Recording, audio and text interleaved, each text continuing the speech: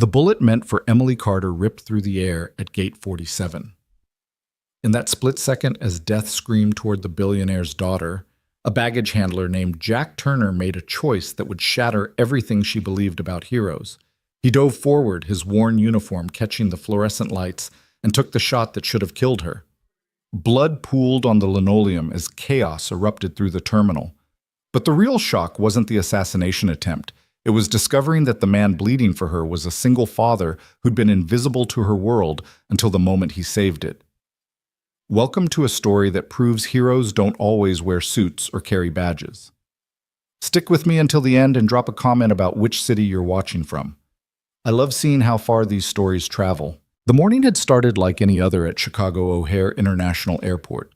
Jack Turner's alarm had gone off at 4:30 a.m., just like it had every weekday for the past 3 years. He'd quietly slipped out of bed, careful not to wake his 6-year-old son, Tommy, who was sprawled across his Spider-Man sheets with one arm dangling off the edge of the mattress. Jack had stood in the doorway for a moment, watching the gentle rise and fall of his son's chest, before heading to the kitchen to prepare Tommy's lunch for school, peanut butter and jelly, cut diagonally, just the way he liked it, with a note that read, "Be brave today, champ. Love, Dad." By 5:15 a.m., Jack was in his beat-up 2008 Honda Civic, nursing a thermos of black coffee as he navigated the pre-dawn darkness toward the airport. The radio played softly, some talk show host droning on about the latest political scandal, but Jack's mind was elsewhere. Tommy needed new shoes. The sole of his left sneaker was starting to separate, and the rent was due in 5 days. Jack did the mental math he'd done 100 times before. After Bill's groceries and Tommy's after-school care, he'd have maybe $40 left. The shoes would have to wait another week. He pulled into the employee parking lot at 5:45 a.m., 15 minutes before his shift. The security checkpoint for employees was already busy with the morning crew filing in janitors, food service workers, and fellow baggage handlers like himself. Jack nodded to Marcus, who worked the belt next to his. "Morning, Jack," and Marcus called out, his voice still gravelly with sleep. "How's Tommy?" "Good," Jack replied, pulling on his reflective vest. "Lost another tooth last night. Kid's gonna be rich if the tooth fairy keeps up these inflation rates." Marcus laughed, a warm sound that echoed off the concrete walls of the employee area. "Man, I remember those days. My oldest went through a phase where she tried to pull them out early for the cash." They made their way to the tarmac, where the morning rush was already in full swing. Planes lined up like sleeping giants, their windows dark, except for the occasional flicker of cabin preparation. Jack's section was Terminal 2, Gates 40-50, handling primarily domestic flights with the occasional international departure. It was hard work lifting loading sorting, but it was honest and it kept food on the table. As the sun began to paint the eastern horizon in shades of orange and pink, Jack lost himself in the rhythm of the work. Bag after bag, cart after cart, plane after plane. His back ached. It always did these days, but he pushed through. This was for Tommy. Everything was for Tommy. Meanwhile, 3 terminals away, Emily Carter was having an entirely different kind of morning. She stood in the first-class lounge, her Louboutin heels clicking impatiently against the marble floor as she spoke rapid-fire into her phone. "No, Marcus, I specifically said the Singapore merger documents needed to be ready before I landed. This is unacceptable." Her voice carried the kind of authority that came from 28 years of never hearing the word no. "I don't care if legal needs more time. Tell them they should have thought of that last week." She ended the call with a sharp tap and immediately dialed another number. Her father, Richard Carter, CEO of Carter Industries, answered on the first ring. "Emily, darling, are you at the airport?" "Yes, Dad. The Milan flight's been delayed 30 minutes. Mechanical issue, they claim, though I suspect it's just incompetence." She picked up her espresso, made incorrectly too much foam, and frowned at it. "Did you review the Castellani proposal?" "I did. It needs work. Their evaluation of our European distribution network is laughably outdated." "I'll handle it when I land," Emily said, already mentally restructuring the deal. "The Italians always try to lowball on the first pass. They respect you more if you push back hard." "That's my girl," Richard said, pride evident in his voice. "Your mother would have been proud to see you handle these negotiations." Emily's expression softened slightly at the mention of her mother, who had passed 5 years earlier. "Thanks, Dad. I should go. They're calling for boarding soon. Emily, wait. Her father's tone shifted, becoming more serious. Have you noticed anything unusual lately? Any strange cars? Unexpected encounters? Dad, not this again. I told you I don't need a bodyguard. I'm flying commercial specifically to keep a low profile. Humor me. Peterson said there's been some chatter. Peterson sees threats in his coffee grounds, Emily interrupted. I'm fine. I'll call you when I land in Milan. She ended the call before he could protest further. Her father's paranoia had been getting worse lately, ever since the attempted kidnapping of a rival CEO's daughter 6 months ago. But Emily refused to live in fear. She'd built her life on being strong, independent, untouchable. As she gathered her things to head to her gate, Emily caught her reflection in the lounge's mirror. Designer suit, perfectly tailored blonde hair pulled back in a sleek chignon makeup, flawless despite the early hour. She was the image of success, of power, of control. Everything in her life was exactly as it should be. She had no idea that in less than 2 hours, all of that control would shatter. Jack was taking his first break of the morning when it happened. He just sat down on a bench near Gate 47, unwrapping the sandwich he'd packed turkey and Swiss, nothing fancy, when he heard the first scream. It wasn't the usual kind of airport scream, the frustrated cry of a missed flight or a toddler's tantrum. This was pure terror, sharp and primal, cutting through the ambient noise like a blade. Jack was on his feet before his conscious mind had even processed the sound. 20 feet away, he saw her, a young woman in an expensive suit, running in heels that she'd clearly not chosen for sprinting. Behind her, 3 men in dark clothing were pushing through the crowd, their intentions written in every aggressive stride. "Move everyone down!" one of the men shouted, and Jack's blood went cold as he saw the gun. The crowd erupted into chaos. People dove behind chairs, parents grabbed children, elderly travelers froze in confusion. But Jack's eyes stayed locked on the woman. She stumbled her heel, catching on someone's abandoned luggage, and went down hard. Time seemed to slow. Jack saw the lead pursuer raise his weapon, saw the woman trying to scramble backward on her hands, saw the finger tightening on the trigger. He didn't think. He just moved. Later, when investigators would review the security footage, they would clock Jack's sprint at approximately 4 seconds. 4 seconds to cover 20 feet to make a decision that would change everything. But for Jack, those 4 seconds felt like 4 hours. His mind, in that strange way that happens during crisis, cataloged everything. The woman's eyes green-wide with terror. The gunman's stance, amateur, holding the weapon too high. The bystanders, a mother shielding her twin boys, an elderly man frozen mid-step, a teenage girl filming on her phone. And Tommy. God, Tommy. His son's face flashed through his mind. Those gap-toothed grins. The way he still asked for one more story at bedtime. The crayon drawing on the refrigerator labeled, "My Daddy, My Hero," in shaky 6-year-old handwriting. But Jack couldn't let this woman die. Not when he could do something about it. He hit her just as the gun fired. His body covered hers completely, driving them both to the ground. The bullet, which would have struck her center mass, instead tore through Jack's shoulder, spinning him slightly, but not knocking him off her. The pain was immediate and overwhelming, a white-hot spike that radiated from his shoulder down through his entire left side. But Jack held on, keeping the woman pressed flat against the floor. "Stay down," he managed to gasp. "You'll be safe." Emily's world had narrowed to sensations. The cold of the airport floor against her cheek, the warm wetness spreading across her back, blood, she realized, with a disconnected sort of horror. The weight of the stranger's body shielding hers, the sound of her own heartbeat, impossibly loud. More gunshots, but distant now, shouting, running feet, sirens. Sir, are you okay?" She tried to turn to see the man who'd saved her, but his weight kept her pinned. Don't move yet," he said, his voice strained. "Not till security. You're hurt. Oh God, you're shot. Someone help. We need help here." Airport security was already converging on their position, weapons drawn, shouting commands. The attackers had scattered, 2 running toward the exit, 1 cornered near a gift shop. Emily could hear, rather than see, the takedown, the sounds of struggle and arrest. "Clear. We need medical here now." A security officer was suddenly beside them, carefully rolling Jack off her. Emily sat up and immediately wished she hadn't.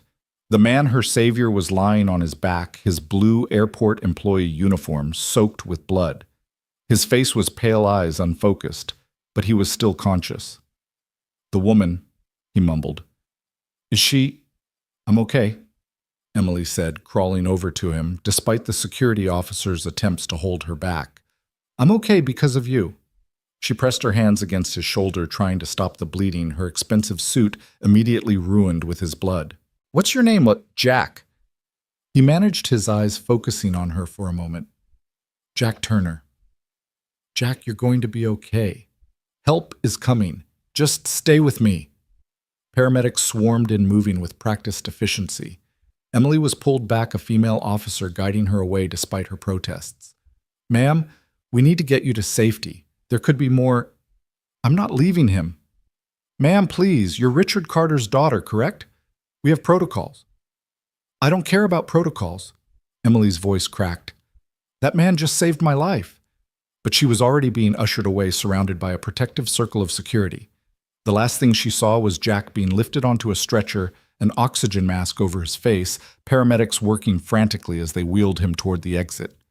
The secure room they brought Emily to was sterile and windowless somewhere in the bowels of the airport that regular travelers never saw. An FBI agent named Director Sarah Mitchell sat across from her, having arrived within 30 minutes of the shooting. "Ms. Carter, I need you to tell me everything. Start from when you arrived at the airport." Emily recounted the morning, her hands still shaking, Jack's blood still under her fingernails. "I didn't notice anyone following me. I was on the phone mostly." "These men, had you seen them before?" "No, I don't think so. Everything happened so fast."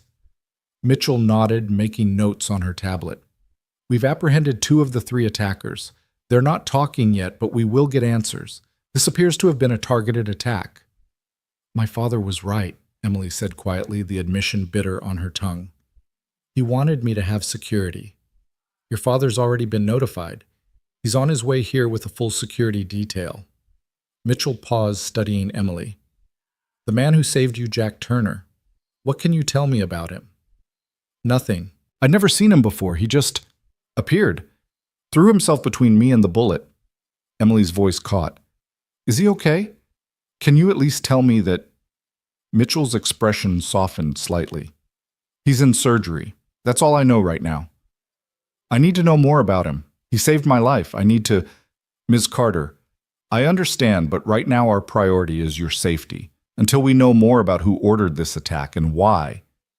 "Director Mitchell," Emily interrupted, steel entering her voice despite her shock. "That man has a name tag that says Turner. He was wearing an airport uniform. How hard can it be to pull his employee file?" Mitchell hesitated, then tapped on her tablet. After a moment, she looked up with an unreadable expression. "Jack Turner, age 32. Employed as a baggage handler at O'Hare for 3 years. Clean record, no arrests, not even a parking ticket.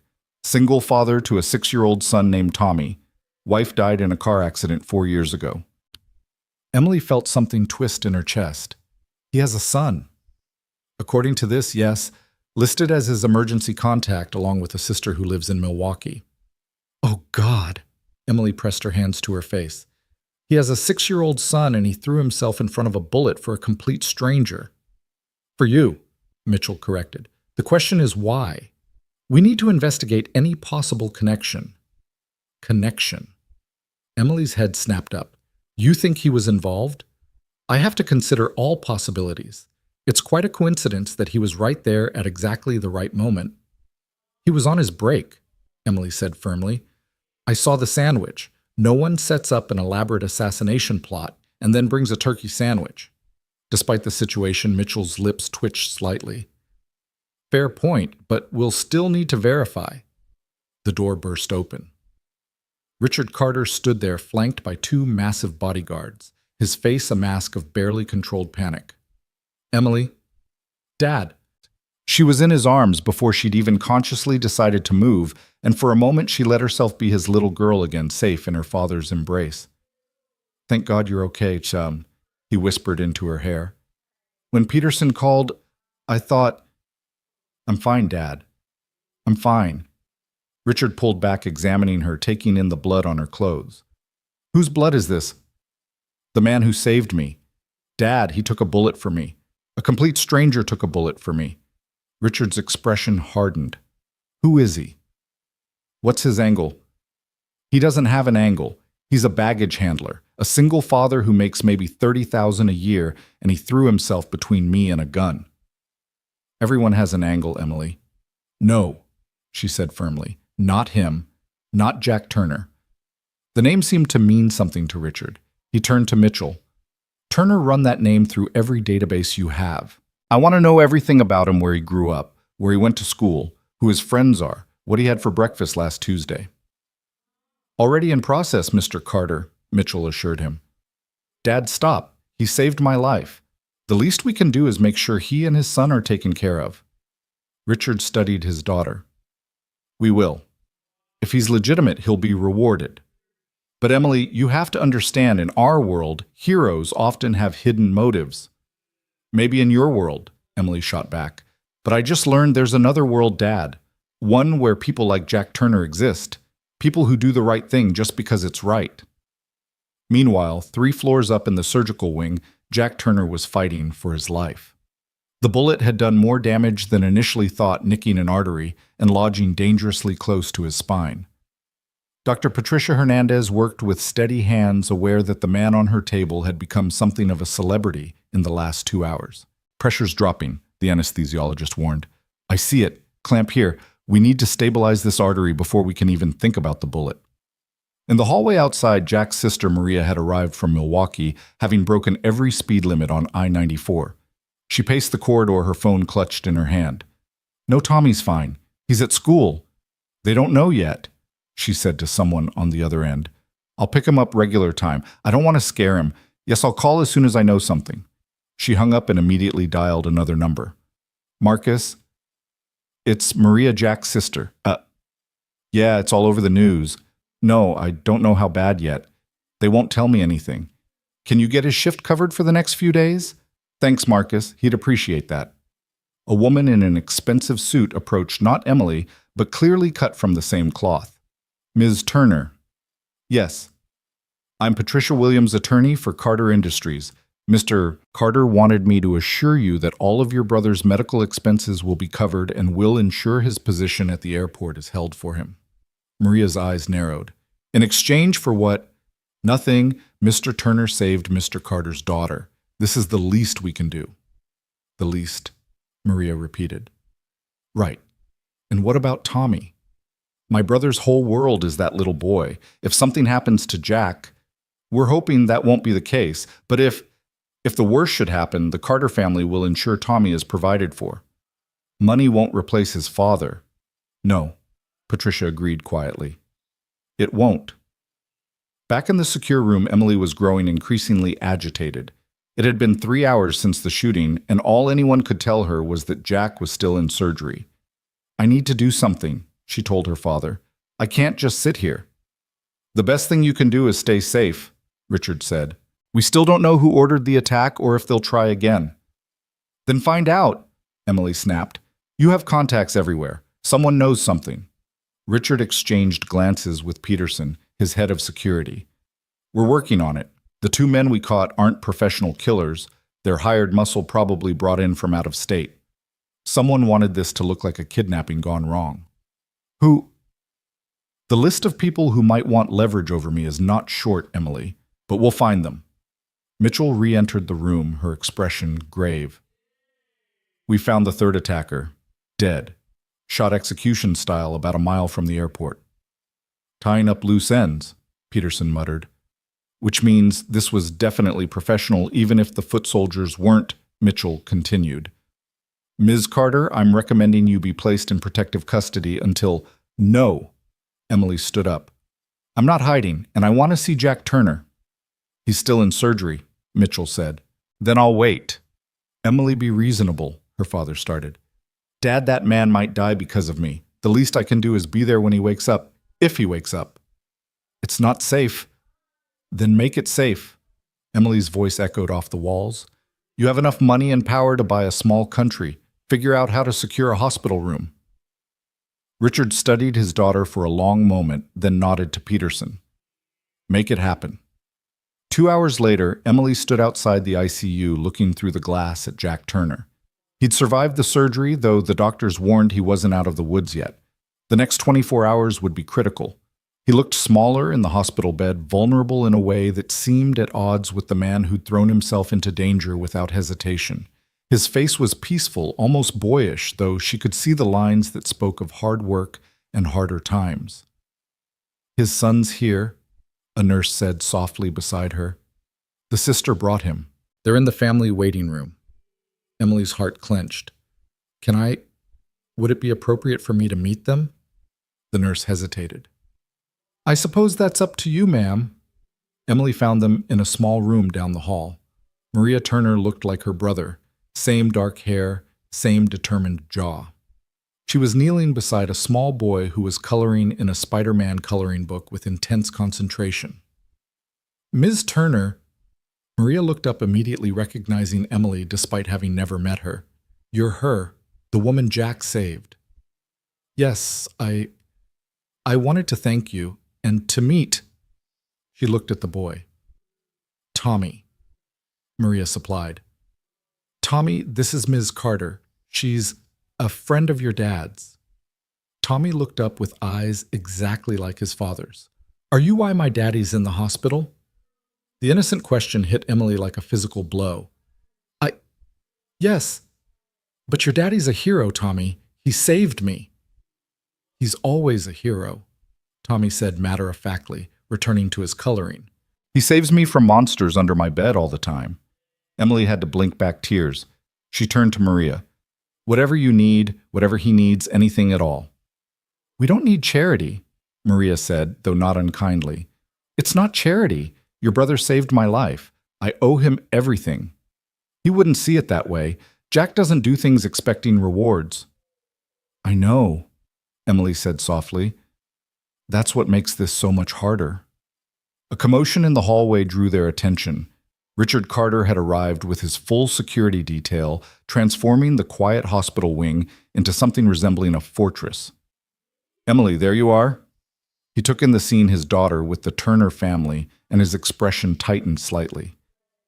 "We should go. The press has gotten wind of the story. This place will be swarming soon." "I'm not leaving." "Emily."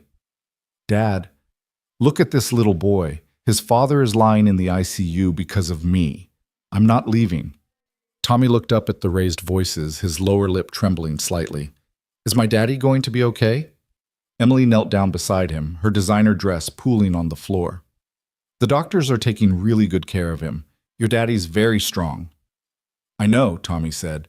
"He can lift me all the way up to the ceiling." "I bet he can." Tommy studied her for a moment with that unnerving directness children sometimes have. "You're pretty. Are you a princess?" Despite everything, Emily smiled. "No, I'm not a princess. My daddy says all girls are princesses, even if they don't have crowns." The tears Emily had been fighting finally won. One slipped down her cheek before she could stop it. "Don't cry," Tommy said, reaching out to pat her hand. "Daddy says tears are just love looking for a place to go." "Your daddy sounds very wise." "He is. He knows everything, even math." Maria watched this interaction with a complex expression. "Tommy, why don't you show Miss Carter your drawing?" Tommy held up his coloring book, where he'd been carefully staying within the lines of Spider-Man's web. "I'm making it for Daddy, for when he wakes up." "It's beautiful," Emily said. "He'll love it." Richard cleared his throat. "Emily, the administrator, needs to speak with us about security arrangements." She stood reluctantly. "I'll be back," she told Maria. "If there's any change, anything at all, please have them find me." Maria nodded. "Thank you for caring." As Emily walked away with her father, she heard Tommy ask his aunt, "Why was the pretty lady crying?" "Because your daddy did something very brave, sweetheart." "Oh, he does that a lot." The next 18 hours passed in a blur. The story had indeed hit the news. Hero baggage handler saves billionaire's daughter.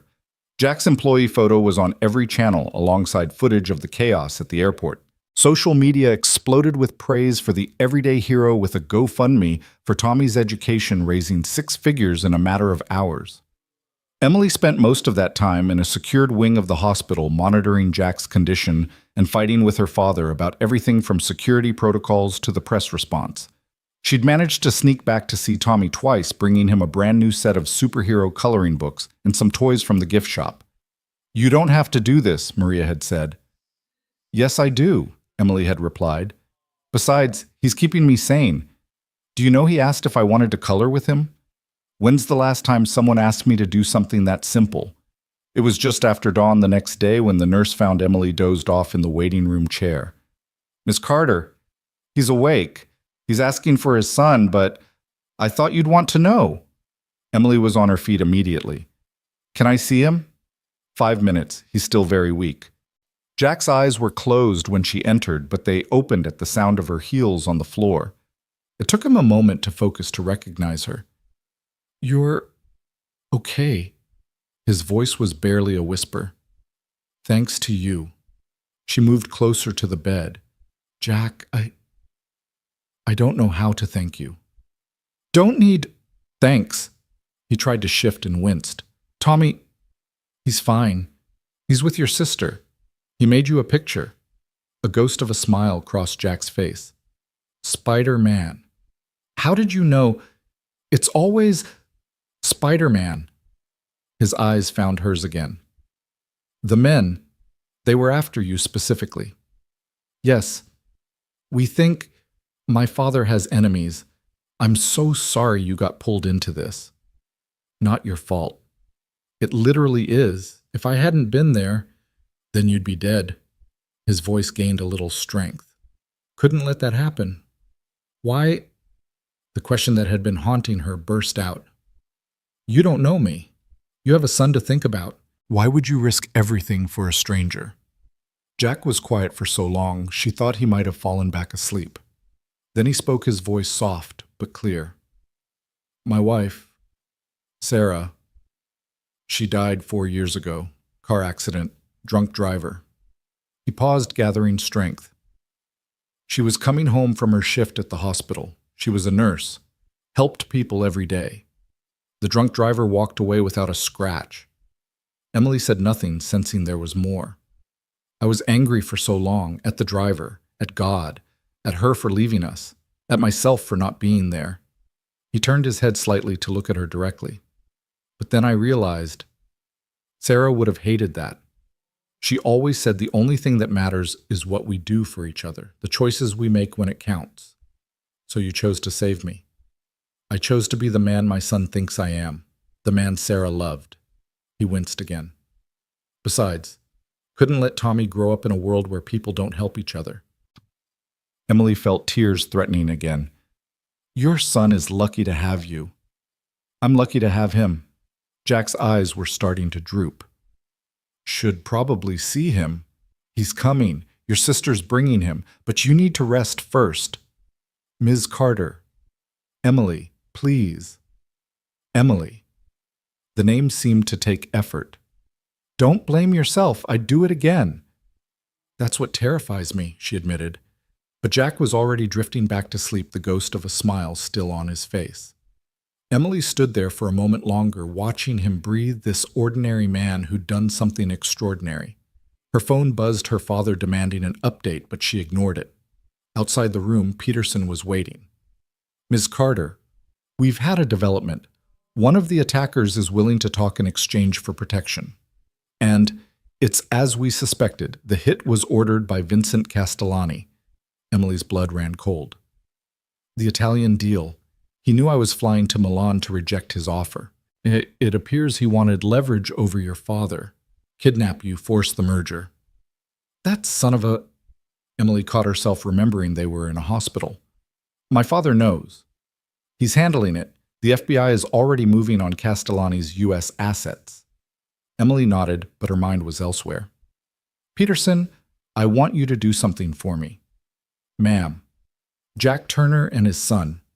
I want security on them, discreet but comprehensive. If Castellani's people even think about retaliating—" "Already done, ma'am. Your father's orders." For once, Emily was grateful for her father's paranoia. The reunion between Jack and Tommy happened 2 hours later, and Emily watched from the doorway as the little boy carefully climbed onto the bed, mindful of his father's injuries. "Daddy, you got hurt." "Just a little, buddy. I'm okay. Aunt Maria said you were very brave." "Sometimes being brave is important. Like Spider-Man. Like Spider-Man." Tommy carefully unfolded his drawing. "I made this for you, so you feel better." "It's perfect, Tommy. We'll put it right here where I can see it." Emily started to back away to give them privacy, but Tommy spotted her. "Pretty lady, you came back." Jack's eyes found hers over his son's head. "Tommy, remember your manners." "Sorry." "Pretty lady, Miss Carter. You came back." "I did," Emily said, entering the room. "I wanted to make sure your dad was okay." "He's tough," Tommy informed her seriously. "One time he moved our whole couch by himself." "That is tough." Tommy looked between his father and Emily with that calculating look children get when they're working something out. "Are you going to be friends now?" Jack and Emily exchanged glances. "I hope so," Emily said. "Good. Daddy needs more friends. He only talks to Uncle Marcus and Aunt Maria." "Tommy," Jack said, a note of warning in his voice. "It's true you said so. You said making friends is hard when you're a grown-up." Emily couldn't help but smile. "Your dad's right. It is hard." "Maybe you could come to our house for dinner," Tommy suggested. "Daddy makes really good spaghetti." "Tommy," Jack started, his face flushing. "I'd love that," Emily said quickly. "Once your dad is feeling better." Tommy beamed. "And you could see my room. I have 17 dinosaurs." 17 exactly. I counted. Daddy helped. The conversation was interrupted by Richard Carter's arrival, his presence immediately changing the atmosphere of the room. Tommy pressed closer to his father, intimidated by the imposing man in the expensive suit. "Mr. Turner," Richard said formally, "I wanted to thank you personally for saving my daughter's life." "Just did what anyone would do," Jack replied, his arm tightening protectively around Tommy.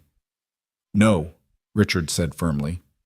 "Most people would have run. You didn't. That means something."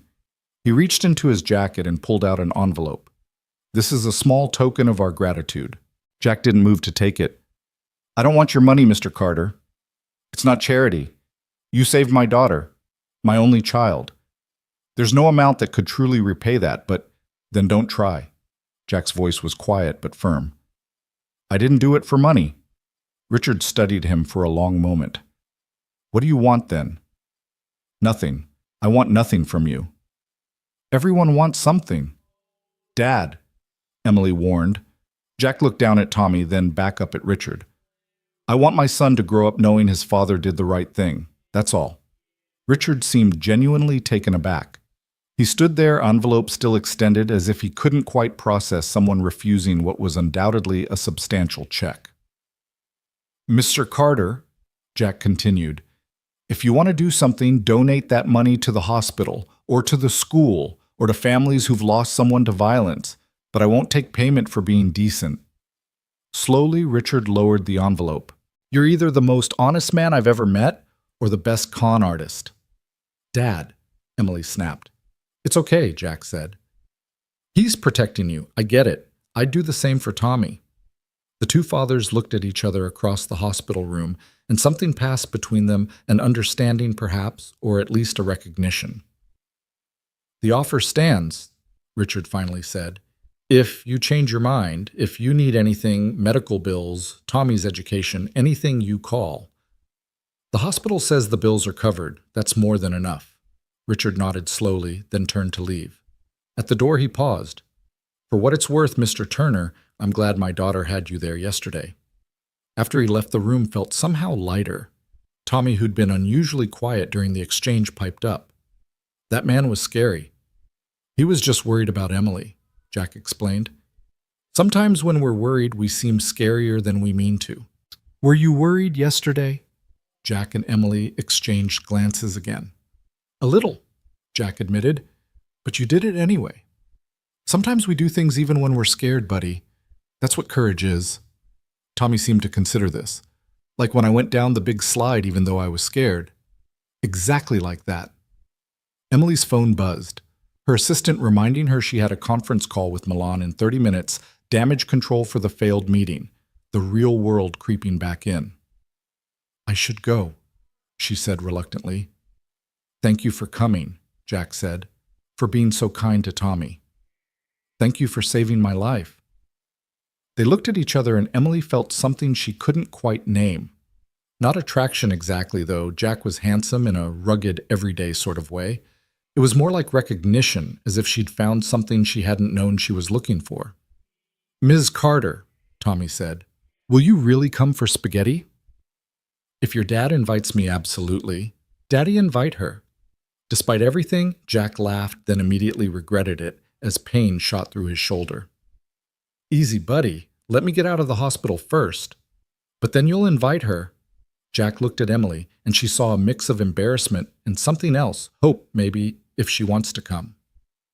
I want to, Emily said, surprising herself with how much she meant it. As she left the room, she heard Tommy say, I like her, Daddy. She's nice, and she didn't treat me like a baby.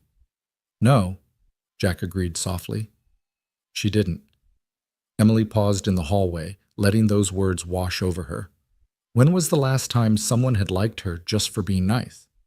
Not for her money, her connections, her power, just for being nice. Her phone rang. Milan, the real world. But for the first time in her adult life, Emily Carter looked at the incoming call from a multi-million-dollar client and hit decline. She had some thinking to do. The weeks that followed Jack's release from the hospital passed in a strange new rhythm for Emily Carter. She found herself thinking about the Turner family at the oddest moments during board meetings. When someone droned on about profit margins, she'd remember Tommy's innocent question about whether she was a princess. During charity galas, where everyone wanted something from her, she'd think about Jack refusing her father's check with quiet dignity. 3 weeks after the shooting, she stood outside a modest 2-story house in Riverside, a working-class neighborhood 40 minutes from downtown Chicago. The promised spaghetti dinner had finally been arranged, though it had taken considerable persuasion on Tommy's part, relayed through Maria during Jack's follow-up appointments that Emily had discreetly attended. She'd agonized over what to wear, finally settling on jeans and a simple sweater, clothes she'd had to buy specifically for this occasion, as her wardrobe consisted entirely of business suits and evening gowns. The Uber driver had given her a strange look when she'd provided the address, clearly wondering what someone from her part of town was doing here. Jack answered the door, still favoring his left side, though he was moving much better than the last time she'd seen him. He'd shaved, she noticed, and was wearing a clean button-down shirt that had been carefully ironed. You came, he said, as if he hadn't quite believed she would. I promised Tommy, she replied, then softened her words with a smile. And I wanted to. Emily! Tommy's voice exploded from somewhere inside the house, followed by the thunder of small feet on stairs. He burst into view, skidding to a stop just before crashing into her legs. You really came! I told everyone at school you were coming, but Bradley didn't believe me and said I was making it up. But I wasn't, and now you're here, and I was right. The run-on sentence delivered at breathless speed made Emily laugh. Hello, Tommy. Of course I came. Come see my room. I cleaned it and everything. Daddy said I had to because we had a special guest. Tommy let Ms. Carter come inside first, Jack said, stepping back to allow her entry. The house was small but meticulously clean, with the kind of organizational system that spoke of limited space being maximized. The living room held a worn but comfortable-looking couch, a coffee table with one corner reinforced with duct tape, and a modest TV. But what drew Emily's attention were the photographs covering one wall Jack and a beautiful woman with kind eyes who must have been Sarah Tommy as a baby, as a toddler, at various birthday parties, a life documented in Walmart frames. That's Mommy, Tommy said, following her gaze. She's in heaven now. She was beautiful, Emily said softly. Daddy says I have her eyes. Emily looked down at the boy and could see it was true, the same warm brown, the same spark of life. Come on. Tommy grabbed her hand, his small fingers wrapping around hers with absolute trust. I want to show you everything. The tour was exhaustive and enthusiastic. Tommy's room was indeed clean, his dinosaur collection displayed with museum-like precision on a bookshelf Jack had clearly built himself. Each dinosaur had a name and a backstory that Tommy related in detail. Then there was the bathroom, where Tommy had lost his first tooth, the kitchen where Daddy made the best grilled cheese in the whole world, and the backyard where they'd tried to build a fort, but it fell down because Daddy's not really good at hammers. "Thanks for that, buddy," Jack said dryly, following them around with an expression of bemused affection. Dinner was exactly as promised. Spaghetti with homemade sauce that was surprisingly good, garlic bread that was slightly burnt on one side, and a salad that Tommy openly regarded with suspicion. "You have to eat some vegetables," Jack said firmly. "But Emily's here. Can't we have special rules, Kit? Nice try. 3 bites." Tommy sighed dramatically, but complied, making sure Emily witnessed his sacrifice. The conversation flowed more easily than Emily had expected. Tommy carried most of it, regaling her with stories from school, his thoughts on various superheroes, and detailed descriptions of every pet he hoped to have someday. Jack interjected occasionally to fact-check the more elaborate claims, but mostly he watched a soft smile on his face. "Do you have any pets?" Tommy asked Emily. "No, I travel too much for work." "What do you do?"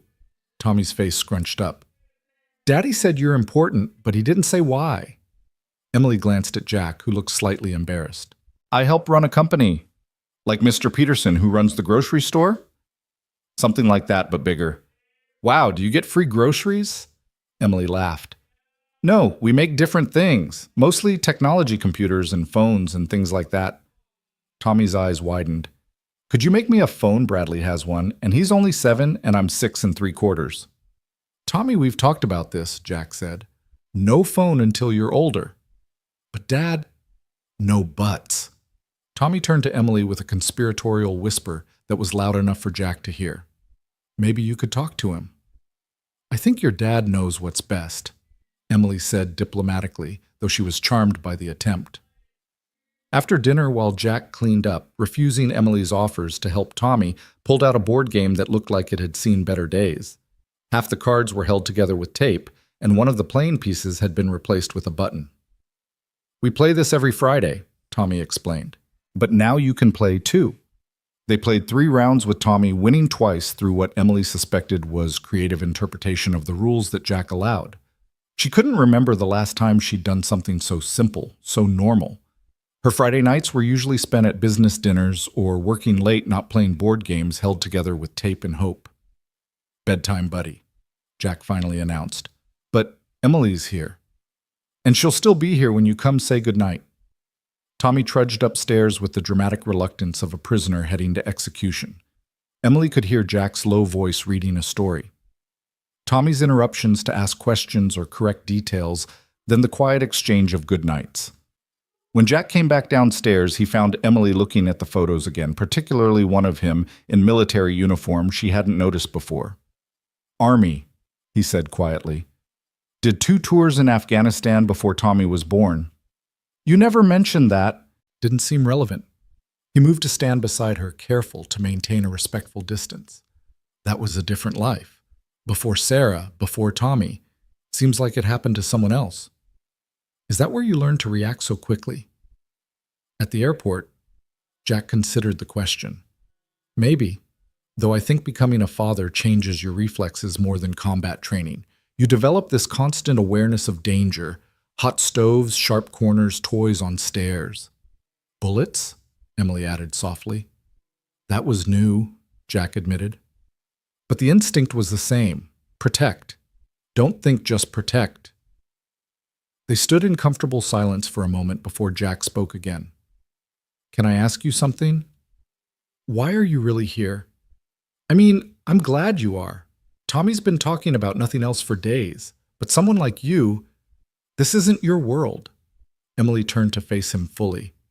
"You're right, it's not, but maybe that's why I needed to come." She struggled to find the right words. "My whole life is boardrooms and contracts and people who smile while calculating what they can get from me. No one ever just is. But Tommy doesn't care that I run a company. You didn't care about my father's money. You both just treated me like a person." "You are a person," Jack said, as if it were obvious. "You'd be surprised how many people forget that. Or maybe they remember but don't care." She gestured around the small living room. "This is real. You and Tommy, this life you've built, it's genuine in a way nothing in my world is. It's not much. It's everything, Emily interrupted. Jack, you have no idea how rich you really are. He looked at her with those steady eyes that had faced down gunmen without flinching. I'm starting to figure that out. The moment stretched between them, charged with possibility, but before either could speak, Tommy's voice called from upstairs. Dad, I forgot to brush my teeth. Jack smiled ruefully. And back to reality. Excuse me. While he was gone, Emily's phone buzzed. Her father, as always. She looked at the message. Security says you're in Riverside. What are you thinking? She typed back. I'm thinking I'm exactly where I want to be. Then she turned off her phone entirely, something she hadn't done in years. When Jack returned, she was holding the taped-up board game box, examining Tommy's crayon repairs. We could get him a new one, she offered carefully. This game, I mean. Jack tensed slightly. We make do. I know, I'm not trying to... I just meant... She set the box down. I'm sorry, I'm not good at this. At what? Normal friendship. I keep wanting to solve problems with money because that's all I know how to do. Jack's expression softened. You're doing fine. And I appreciate the thought, really. It's just, I need Tommy to understand that we work for what we have, that things have value beyond their price tag. Like this game. Exactly. We've played it 100 times. Sarah played it with us. Those tape marks, that missing piece, they're memories. Emily felt that twist in her chest again, the one that seemed to happen whenever Jack mentioned his late wife. Not jealousy exactly, but something like it, an awareness of a love so profound it still shaped everything in this house. Tell me about her, Emily said. If you don't mind. Jack sat on the couch and Emily joined him, careful to maintain appropriate distance. Sarah was light, he said finally. She made everything better just by being there. Worked pediatric nursing, came home exhausted every day, but still had energy to dance with Tommy in the kitchen while dinner cooked. She laughed at my terrible jokes, sang off key in the shower, cried at dog food commercials. How did you meet? Would you believe a bar fight? Emily's eyebrows shot up. Really? Really? Some drunk was hassling one of her friends. I stepped in, got a black eye for my trouble, and she ended up taking me to the ER where she worked to make sure I didn't have a concussion. He smiled at the memory. Lectured me the whole time about toxic masculinity and conflict resolution, then asked me out for coffee. She sounds amazing. She was. And she would have liked you.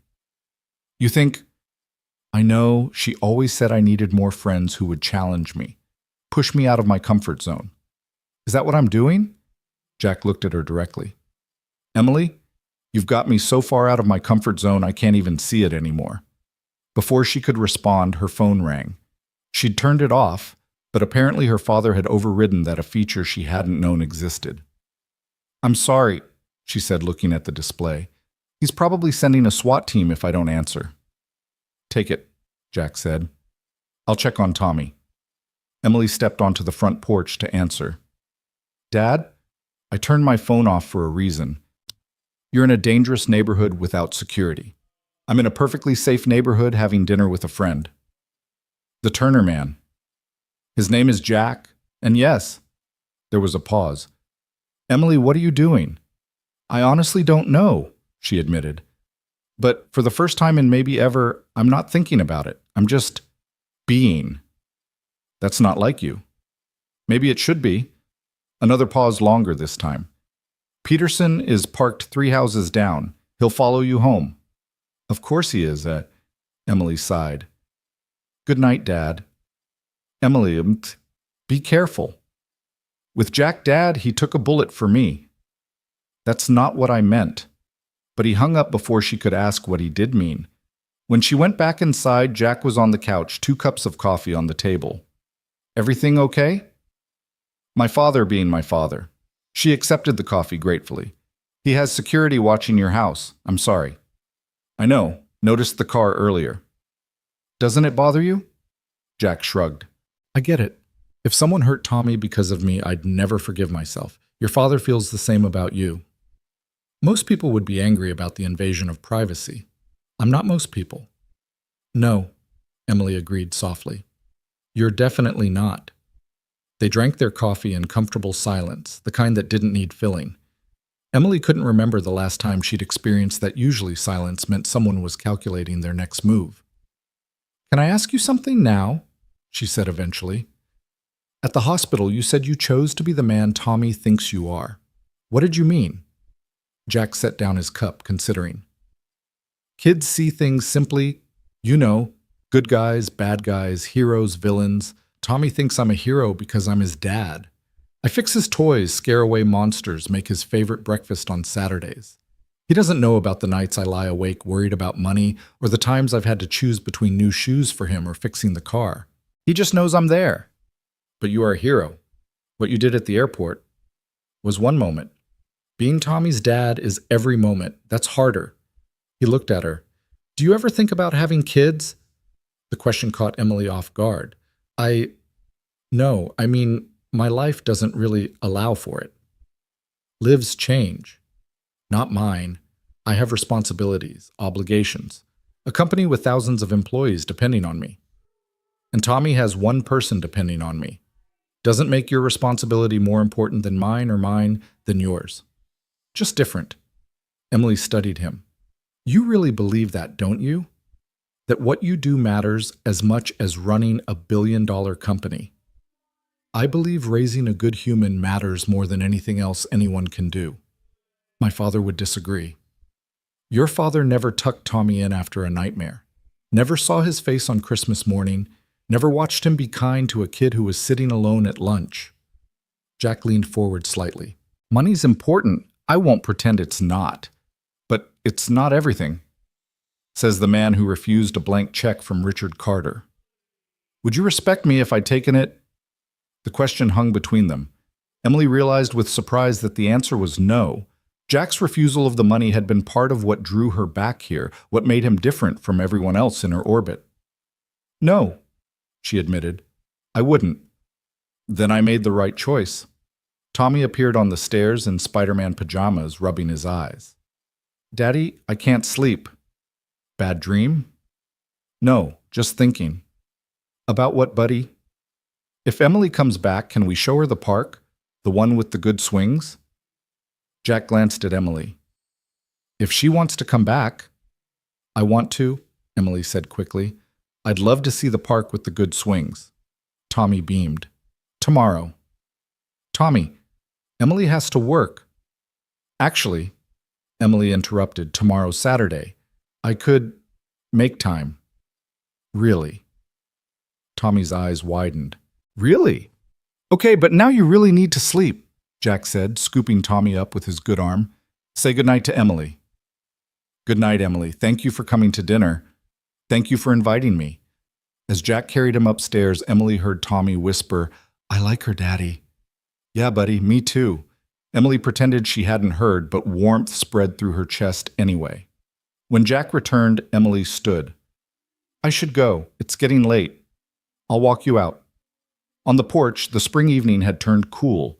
The security car was indeed visible down the street, a black SUV that screamed expensive surveillance. I'm sorry about that, Emily said, gesturing toward the car.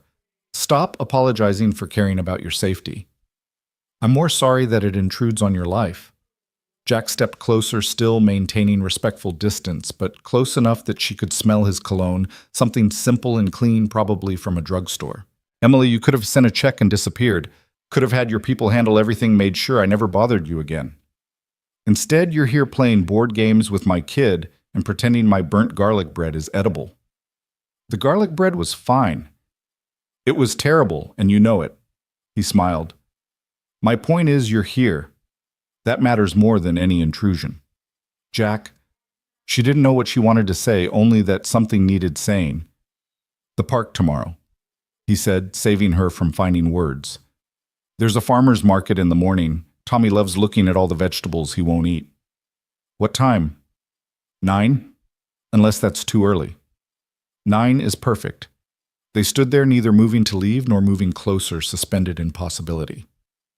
Emily, Jack said finally, I need you to know something. I haven't. It's been 4 years since Sarah and I haven't even thought about. This is new for me. For me too, Emily admitted. Different reasons, but just as new. Okay, as long as we're both confused. She laughed, surprised. That's oddly comforting. The drive home Peterson insisted on driving her, leaving her car to be retrieved later, gave Emily too much time to think. What was she doing? Her life and Jack's were completely incompatible. She worked 80-hour weeks, flew to different countries at a moment's notice, attended galas and charity events that cost more per plate than Jack made in a month. He worked shifts, raised a son, lived in a world of school plays and bedtime stories and taped up board games. Her phone had 17 missed calls, all from various board members and executives who needed decisions, approvals, interventions. The real world waiting to reclaim her. But then she thought about Tommy's pure joy when she'd agreed to come to the park, about Jack's quiet strength, about the simple pleasure of spaghetti dinner and bad garlic bread. About feeling for 3 hours like just Emily instead of Emily Carter, heir to an empire. She made a decision. Pulling out her phone, she sent a message to her assistant. Clear my calendar for tomorrow, all day, no exceptions. The response was immediate. Is everything all right? Should I alert security?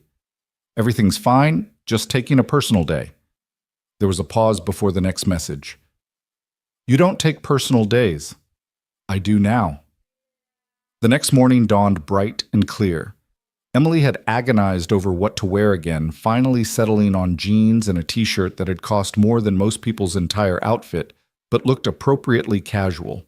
She drove herself, ignoring Peterson's protests, though she knew he'd follow at a discreet distance. The park was a revelation. Not because it was particularly beautiful, the playground equipment had seen better days and the grass was patchy in places, but because of how Jack and Tommy existed in it. They were clearly regulars. The woman running the fruit stand knew Tommy by name and snuck him an extra apple. The old man feeding pigeons by the pond called out a greeting. The other parents at the playground nodded familiarly to Jack. This is our world, Jack said quietly to Emily as Tommy ran ahead to the swings. Not very glamorous. It's perfect, Emily said, and meant it. She pushed Tommy on the swings until her arms ached. Listened to him explain the complex social dynamics of first grade, helped him pick out tomatoes at the farmer's market that they all knew he wouldn't eat. She watched Jack negotiate Tommy's request for ice cream before lunch, with patient diplomacy. Watched him apply a Band-Aid to a scraped knee with practiced gentleness. Watched him be a father with such natural grace it took her breath away. You're good at this, she told him while Tommy was distracted by a juggler. It's just practice. No, it's more than that. Some people are meant to be parents. You're one of them. Jack looked at her with an expression she couldn't read. What about you? What are you meant to be? It was a question Emily had never asked herself. She'd always known what was expected of her to run the company, to uphold the family legacy, to be successful and powerful and untouchable. But meant to be, I don't know, she admitted. I've never thought about it. Maybe you should. Before she could respond, Tommy came running back. Did you see he juggled 5 balls at once? That's more than 4. That's definitely more than 4, Emily agreed seriously. Can you juggle? No, but I can do this. She quickly folded a dollar bill into an origami crane, a skill learned during boring board meetings. Tommy's eyes went wide. Magic. Not magic, just practice. Want to learn. They spent the next hour sitting on a bench, Emily teaching Tommy to fold paper into various shapes. Jack watched with that soft smile she was beginning to recognize, the one that appeared when Tommy was particularly engaged in something. You're good with him, Jack said quietly. He's easy to be good with. Not everyone thinks so. His teacher says he asks too many questions. Then his teacher is wrong. Questions are how we learn. Jack studied her. You really mean that? Of course I do. The day we stop asking questions is the day we stop growing. Tommy looked up from his crooked paper crane. Is that why you're so smart, because you ask questions? That's exactly why. Then I'm going to ask a million questions and be smart like you. I think you're already pretty smart, Emily said. Dad says I get it from Mom. She was really smart. She was going to be a doctor before she went to heaven. That twist in Emily's chest again stronger this time. I'm sure she was. Do you think she can see us from heaven? Emily glanced at Jack, unsure how to answer, but he nodded slightly. I think the people who love us always see us, Emily said carefully, even when they're not here. Tommy seemed satisfied with this answer, returning to his origami, but Jack was looking at Emily with something like wonder. What? She asked softly. Nothing. Just, that was perfect. The day slipped by too quickly.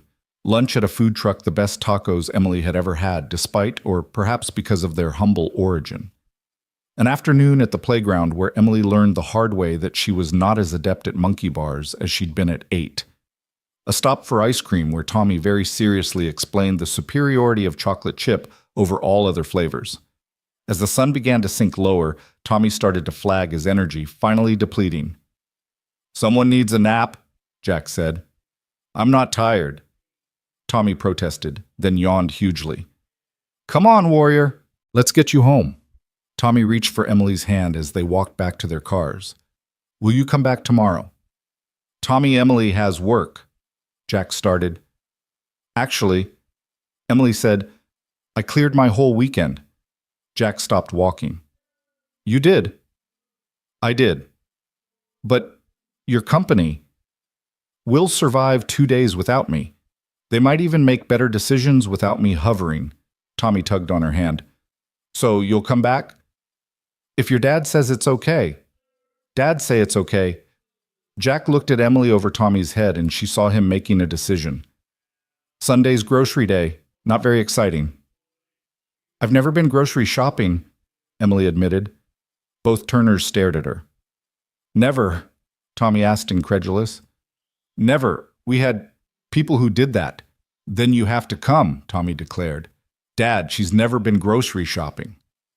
Well, when you put it like that, how can we deny her this crucial life experience? Emily laughed. It's a date. I mean, not a date, an appointment. An experience. Jack smiled at her flustered correction. It's whatever you want it to be. As they reached their cars, Tommy already half asleep in Jack's arms. Emily felt the weekend stretching ahead of her, full of possibility. Her phone buzzed with messages, crises that weren't really crises, decisions that others could make, a world that would keep spinning without her constant attention. She ignored them all. Thank you, she said to Jack. For today. For letting me into your world. Thank you for wanting to be in it, he replied. As she drove away, watching in her rearview mirror as Jack buckled a sleepy Tommy into his car seat, with infinite patience, Emily realized something had shifted. She wasn't just visiting their world anymore, she was becoming part of it. Sunday morning arrived with rain pattering against Emily's bedroom window, the kind of steady drizzle that Chicago did so well in spring. She lay in her king-size bed, staring at the ceiling of her penthouse apartment, thinking about how different this morning felt from all the others. Usually, she'd already be at her laptop reviewing international markets that opened while America slept. Instead, she was thinking about a 6-year-old's excitement over showing her how to properly select bananas at the grocery store. Her phone rang at 7:30, her father predictably. You missed the Harrison Foundation Gala last night, Richard said without preamble. I sent my regrets and a sizable donation. That's not the point. These events are about presence, Emily, showing the flag. I was busy. With the Turner man again. It wasn't a question. Emily sat up, irritation flaring. His name is Jack. And yes, I spent yesterday at a farmer's market and a playground, and it was more genuine than 100 galas. Emily, I understand gratitude, but this is becoming something else. What if it is? The silence on the other end was deafening. Finally, Richard spoke, his voice carefully controlled. He's a baggage handler. He's a good man. I'm not questioning his character. But Emily, you have to be realistic. Your lives are completely incompatible. Maybe that's what makes it work, Emily said, though she wasn't sure she believed it herself. Just be careful. Both of you could get hurt here. After hanging up, Emily stood at her floor-to-ceiling windows looking out at the city below. Her apartment was on the 40th floor, high enough that the people on the streets looked like ants. She'd chosen it for the view, for the separation from the messiness of regular life. Now that separation felt more like isolation. Her phone buzzed with the text from Jack. Tommy's been up since 6, asking if it's time to go get you yet. Fair warning, he's made a list of everything he wants to show you at the store. The image of Tommy carefully writing out a list in his little boy handwriting made her smile. She texted back, "Tell him I'm on my way, and that I'm ready to learn from the expert." An hour later, she pulled up to Jack's house, noting Peterson's SUV already stationed down the block. The rain had softened to a mist, giving everything a soft, dreamlike quality. Tommy burst out the front door before she'd even turned off the engine. "Emily, you came, even though it's raining. Rain doesn't scare me," she said, catching him as he launched himself at her legs. "Dad says we need umbrellas, but I like the rain. It makes everything smell different." Jack appeared in the doorway looking apologetic. Tommy let Emily get inside at least. But Emily was charmed by the boy's enthusiasm. "I like the rain too," she told Tommy. "In my apartment, I can watch it race down the windows." "You live in an apartment. I thought all rich people lived in big houses." "Tommy," Jack warned. "It's okay," Emily said. "I do live in an apartment, but it's high up in the sky. Sometimes I'm actually inside the clouds." Tommy's eyes went impossibly wide, like a castle in the sky. "Something like that. Can I see it sometime?" Emily glanced at Jack, who was watching the interaction with an unreadable expression. "Maybe someday." The grocery store was a 15-minute drive during which Tommy provided detailed commentary on every aspect of their shopping routine. They always parked in the same area. Because Dad likes to remember where the car is, always got the cart with the squeaky wheel. "It's tradition," Jack explained with a shrug, and always started in produce. "Because if we start with ice cream, it melts," Tommy said seriously. Watching Jack and Tommy navigate the store was like watching a well-choreographed dance. Tommy knew exactly which coupons to pull from the little organizer Jack carried. Jack knew exactly how many times Tommy would ask for sugary cereal before accepting defeat, and both of them had strong opinions about the proper ripeness of avocados. "You have to feel it," Tommy explained to Emily, handing her an avocado. "Not too hard, not too soft." "Like this?" Emily asked, gently squeezing the fruit. "Perfect. You're a natural." Jack smiled at her over Tommy's head. "High praise. It took me months to achieve avocado selection approval." They made their way through the aisles, Tommy treating each section like a new adventure to share with Emily. She learned the proper way to test cantaloupe. Smell the end. If it smells sweet, it's ready. The economics of buying generic versus name brand. Sometimes the same, sometimes different, Dad always knows which. And the social dynamics of the cereal aisle. The good stuff is always on the top shelf so kids can't reach it. "Your dad's pretty smart about all this," Emily said, watching Jack compare unit prices on pasta sauce. "He has to be," Tommy said matter-of-factly. "He takes care of everything." The simple statement hit Emily unexpectedly hard. She thought of her own father, who'd certainly provided everything money could buy, but had never once taken her grocery shopping, never taught her to select produce or compare prices. There'd always been staff for that. "Hey," Jack said softly, appearing at her elbow. "You okay?" "Yeah, just learning a lot." He studied her for a moment, then seemed to understand. "Tommy, why don't you go pick out the bread? You know which one we get." Tommy scampered off and Jack turned to Emily. "It's different from your world, isn't it?" "Everything about this is different from my world, but not in a bad way." She gestured around the store. "This is real. You're teaching him life skills values. My father taught me leveraged buyouts and hostile takeovers. Both are important in their own way.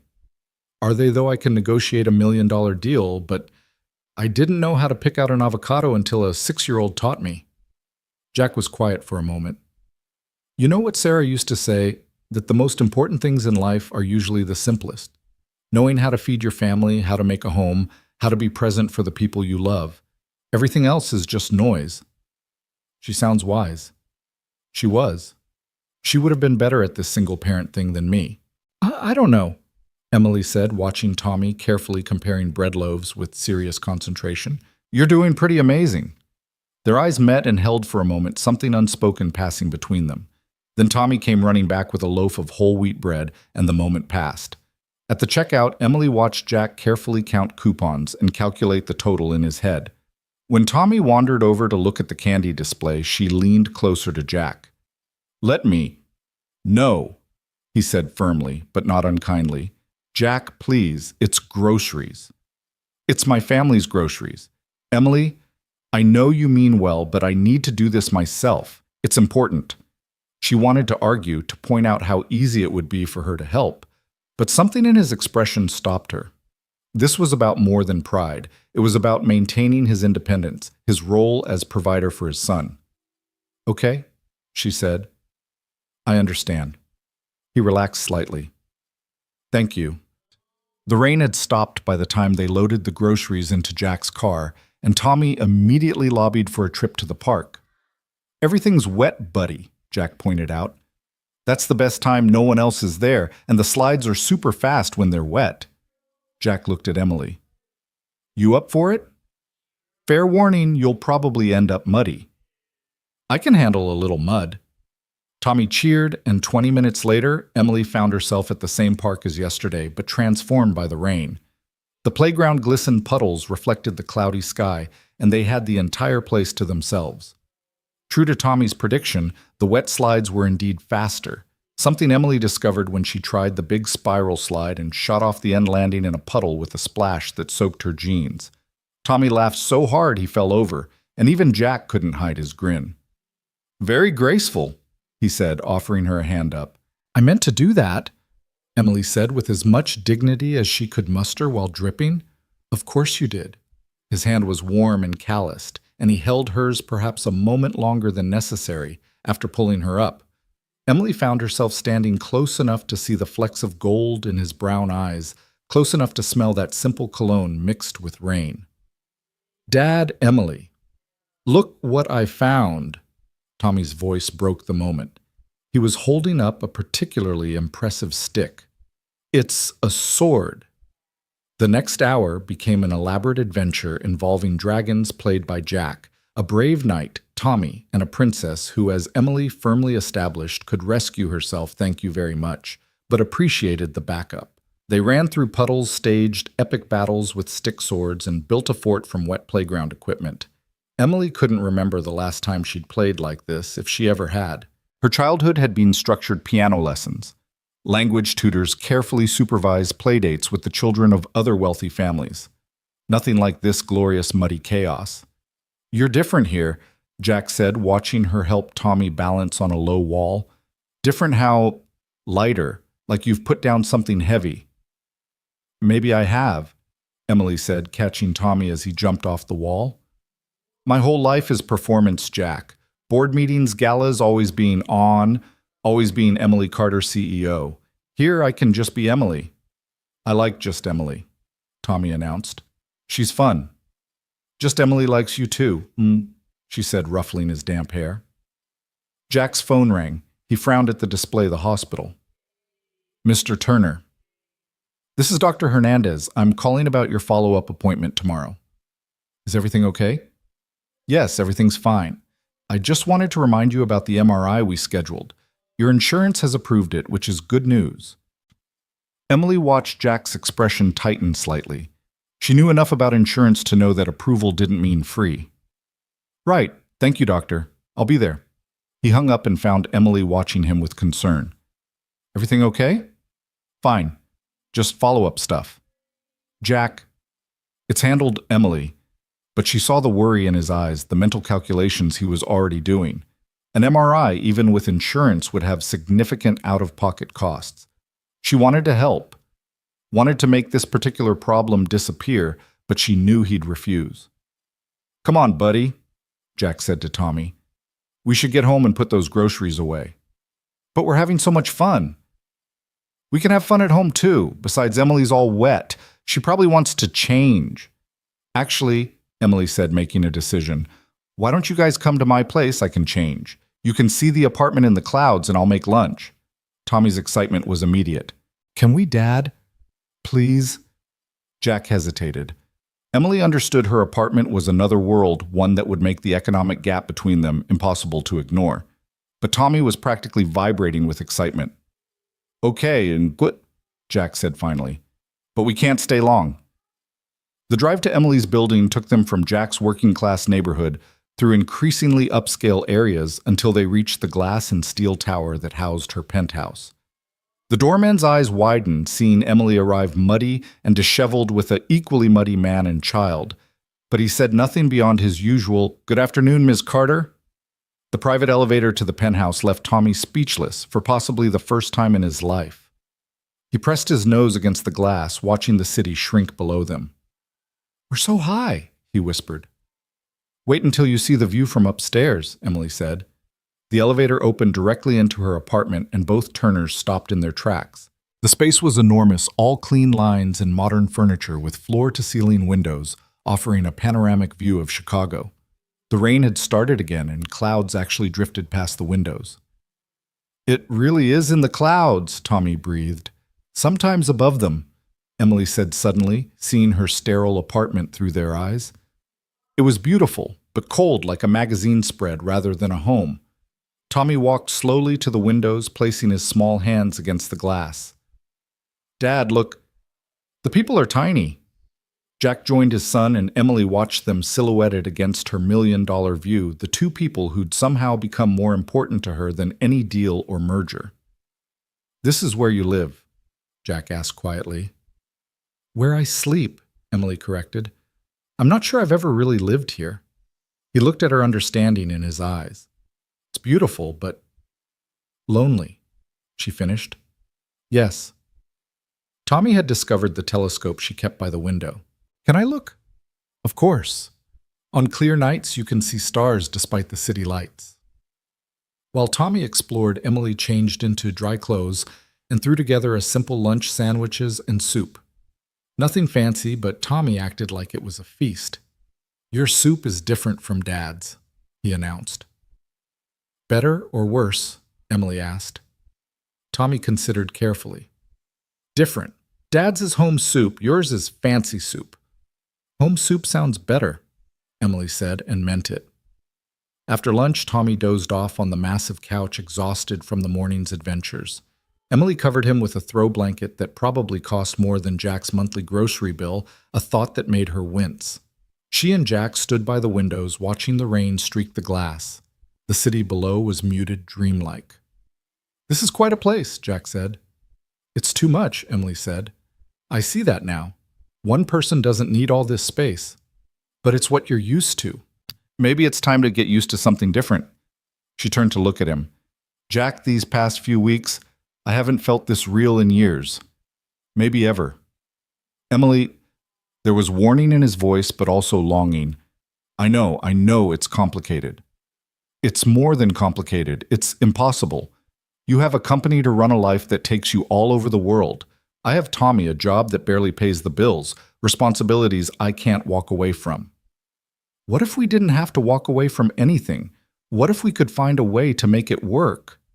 Jack was quiet for a long moment, watching the rain. "Sarah used to say that love isn't about finding someone who fits perfectly into your life. It's about finding someone worth rearranging your life for." Emily's heart skipped. "Is that what this is, love?" He turned to look at her fully. "I don't know. But it's something. Something I haven't felt in 4 years. Something I didn't think I'd feel again." "I've never felt it," Emily admitted. "Not like this. I've had relationships, but they were always transactions arrangements. This is different," Jack finished. "Terrifying," Emily corrected, and they both smiled. "That too." They stood there inches apart, the tension between them electric. Emily could see Jack struggling with himself, wanting to close the distance, but held back by something propriety circumstance, the ghost of his wife, or maybe all three. "Dad?" Tommy's sleepy voice broke the moment. "Is it time to go home?" "Yeah, buddy, we should go." As they gathered their things, Tommy hugged Emily tight. "Thank you for showing us your cloud castle. Thank you for sharing your weekend with me. Will we see you again soon?" Emily looked at Jack, who was watching her with that unreadable expression. "I hope so." In the elevator down, Tommy leaned against his father, still drowsy. "I like Emily, Dad." "I know you do." "Do you like her?" Jack's eyes met Emily's over his son's head. "Yeah, buddy. I do. After they left, Emily stood in her too large apartment, feeling the emptiness more acutely than ever. The space that had once felt like a sanctuary now felt like a prison, beautiful, but isolating, impressive, but not a home. Her phone rang. Her father again. "The Castellani situation has been resolved," he said without preamble. "The FBI has enough to put him away for a long time. You're safe." "That's good," Emily said, though safety felt like a relative concept now. She was safe from bullets, but not from the way Jack looked at her. Not from Tommy's innocent affection. Not from the growing realization that her perfectly controlled life was missing something essential. "Emily, I had Peterson run a deeper background check on Turner." "Dad, no. He's clean. Decorated veteran, spotless record, good credit despite the circumstances.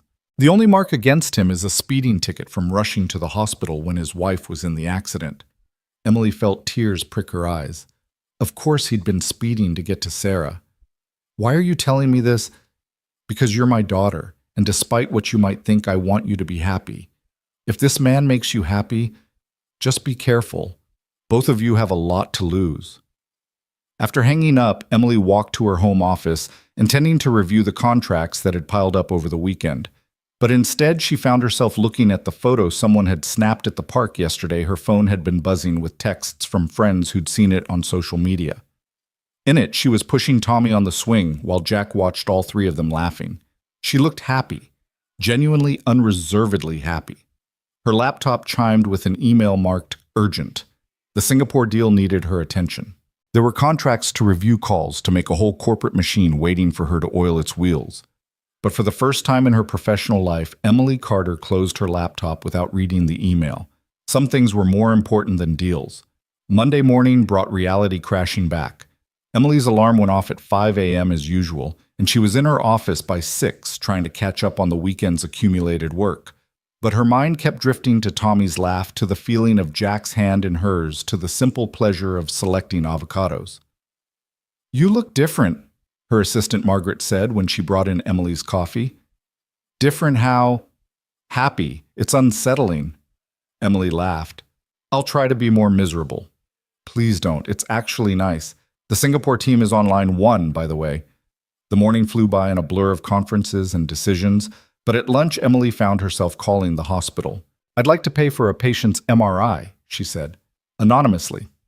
"I'm sorry, ma'am, but without the patient's consent." What if someone just happened to make a donation that exactly covered the cost of one MRI? There was a pause. "That would be a very specific donation." "I'm a very specific person." She could hear the smile in the administrator's voice. "I'm sure we could arrange that." Emily had just finished arranging the donation when her phone buzzed.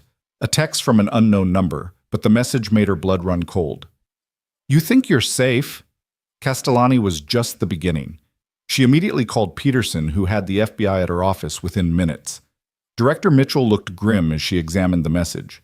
"We'll trace this, but if someone's still targeting you—" "I need to warn Jack," Emily said immediately.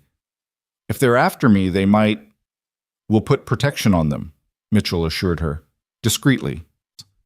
But Emily couldn't shake the fear that had settled in her stomach. She'd brought danger into Jack and Tommy's life just by existing in it. How could she justify continuing to see them if it put them at risk? Her phone rang. "Jack." "Hey," he said, and just his voice helped calm her racing heart. "I wanted to thank you for yesterday. Tommy hasn't stopped talking about your cloud castle." "Jack, I need to tell you something." "Actually, I called to tell you something. The hospital just called. Apparently there was some kind of billing error with my MRI. It's fully covered now." Emily closed her eyes. "That's wonderful." "Emily, did you—" "I have to go," she said quickly. "I have a meeting. I'm glad about the MRI." She hung up before he could respond, hating herself for the lie, but not knowing how else to handle it. How could she tell him about the threat? How could she drag him further into her dangerous world? But Jack Turner wasn't easily discouraged. An hour later, he was in her office lobby, having somehow talked his way past security. "We need to talk," he said when Margaret showed him in.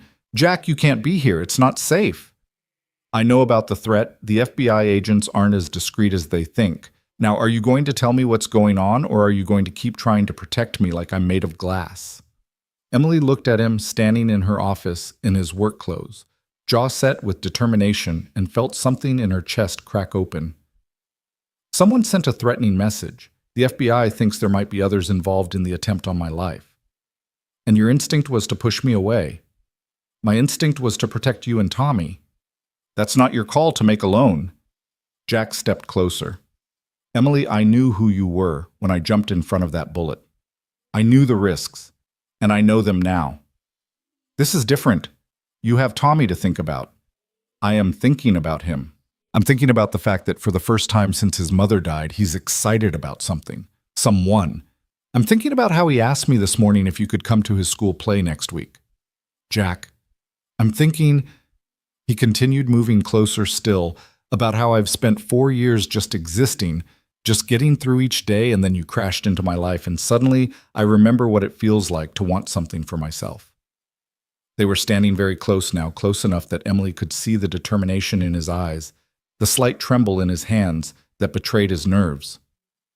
This is dangerous, she whispered. Everything worth doing is. My father's right. Our lives are incompatible. Maybe, or maybe we're exactly what each other needs. Emily felt tears threatening. I don't know how to do this. I don't know how to be part of something simple and good. Then learn, the same way you learned to pick avocados. His hand came up to cup her cheek thumb, brushing away a tear she hadn't realized had fallen. Emily, I'm not asking you to change your whole life. I'm just asking you to let us be part of it. What if I get you hurt? What if something happens because of me? What if something wonderful happens because of you? It already has.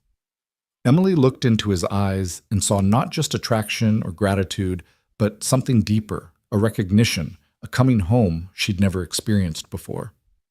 Tommy has a school play next week, she asked. A smile broke across Jack's face. Thursday night, he's playing a tree. A tree? It's a very important tree, but it has 3 whole lines. Despite everything, Emily laughed. I wouldn't miss it. Good, because I already told him you'd be there. Pretty confident, weren't you? Hopeful, Jack corrected. Sarah always said the difference between confidence and hope is that hope leaves room for miracles. This time when he leaned in, Emily didn't think about threats or incompatibility or the impossibility of it all. She just let herself be kissed by a man who'd taken a bullet for her, who was raising a beautiful boy with patient love, who made her feel real in a way nothing in her gleaming tower life ever had. The kiss was gentle, tentative, a question more than a statement. When they pulled apart, Emily saw her own wonder reflected in Jack's eyes. This is going to be complicated, she said. The best things usually are. Margaret's voice came over the intercom. Ms. Carter, your 2 o'clock is here. Reality intruding again, but for once Emily didn't mind. I have to work, she said apologetically. I know, so do I. My shift starts in an hour. Jack stepped back, but his hand found hers for a moment. But Thursday. The play. I'll be there. And maybe dinner after Tommy will be on a performance high. He'll want to celebrate. I know just the place for pizza. Jack smiled.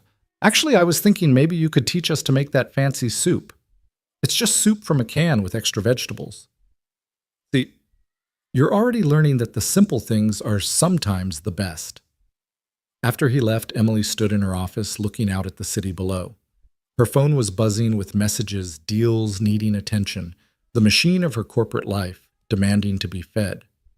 But she was thinking about a little boy who needed 3 whole lines as a tree, about a man who saw through her armor to the person beneath, about the possibility that maybe, just maybe, 2 incompatible lives could find a way to fit together.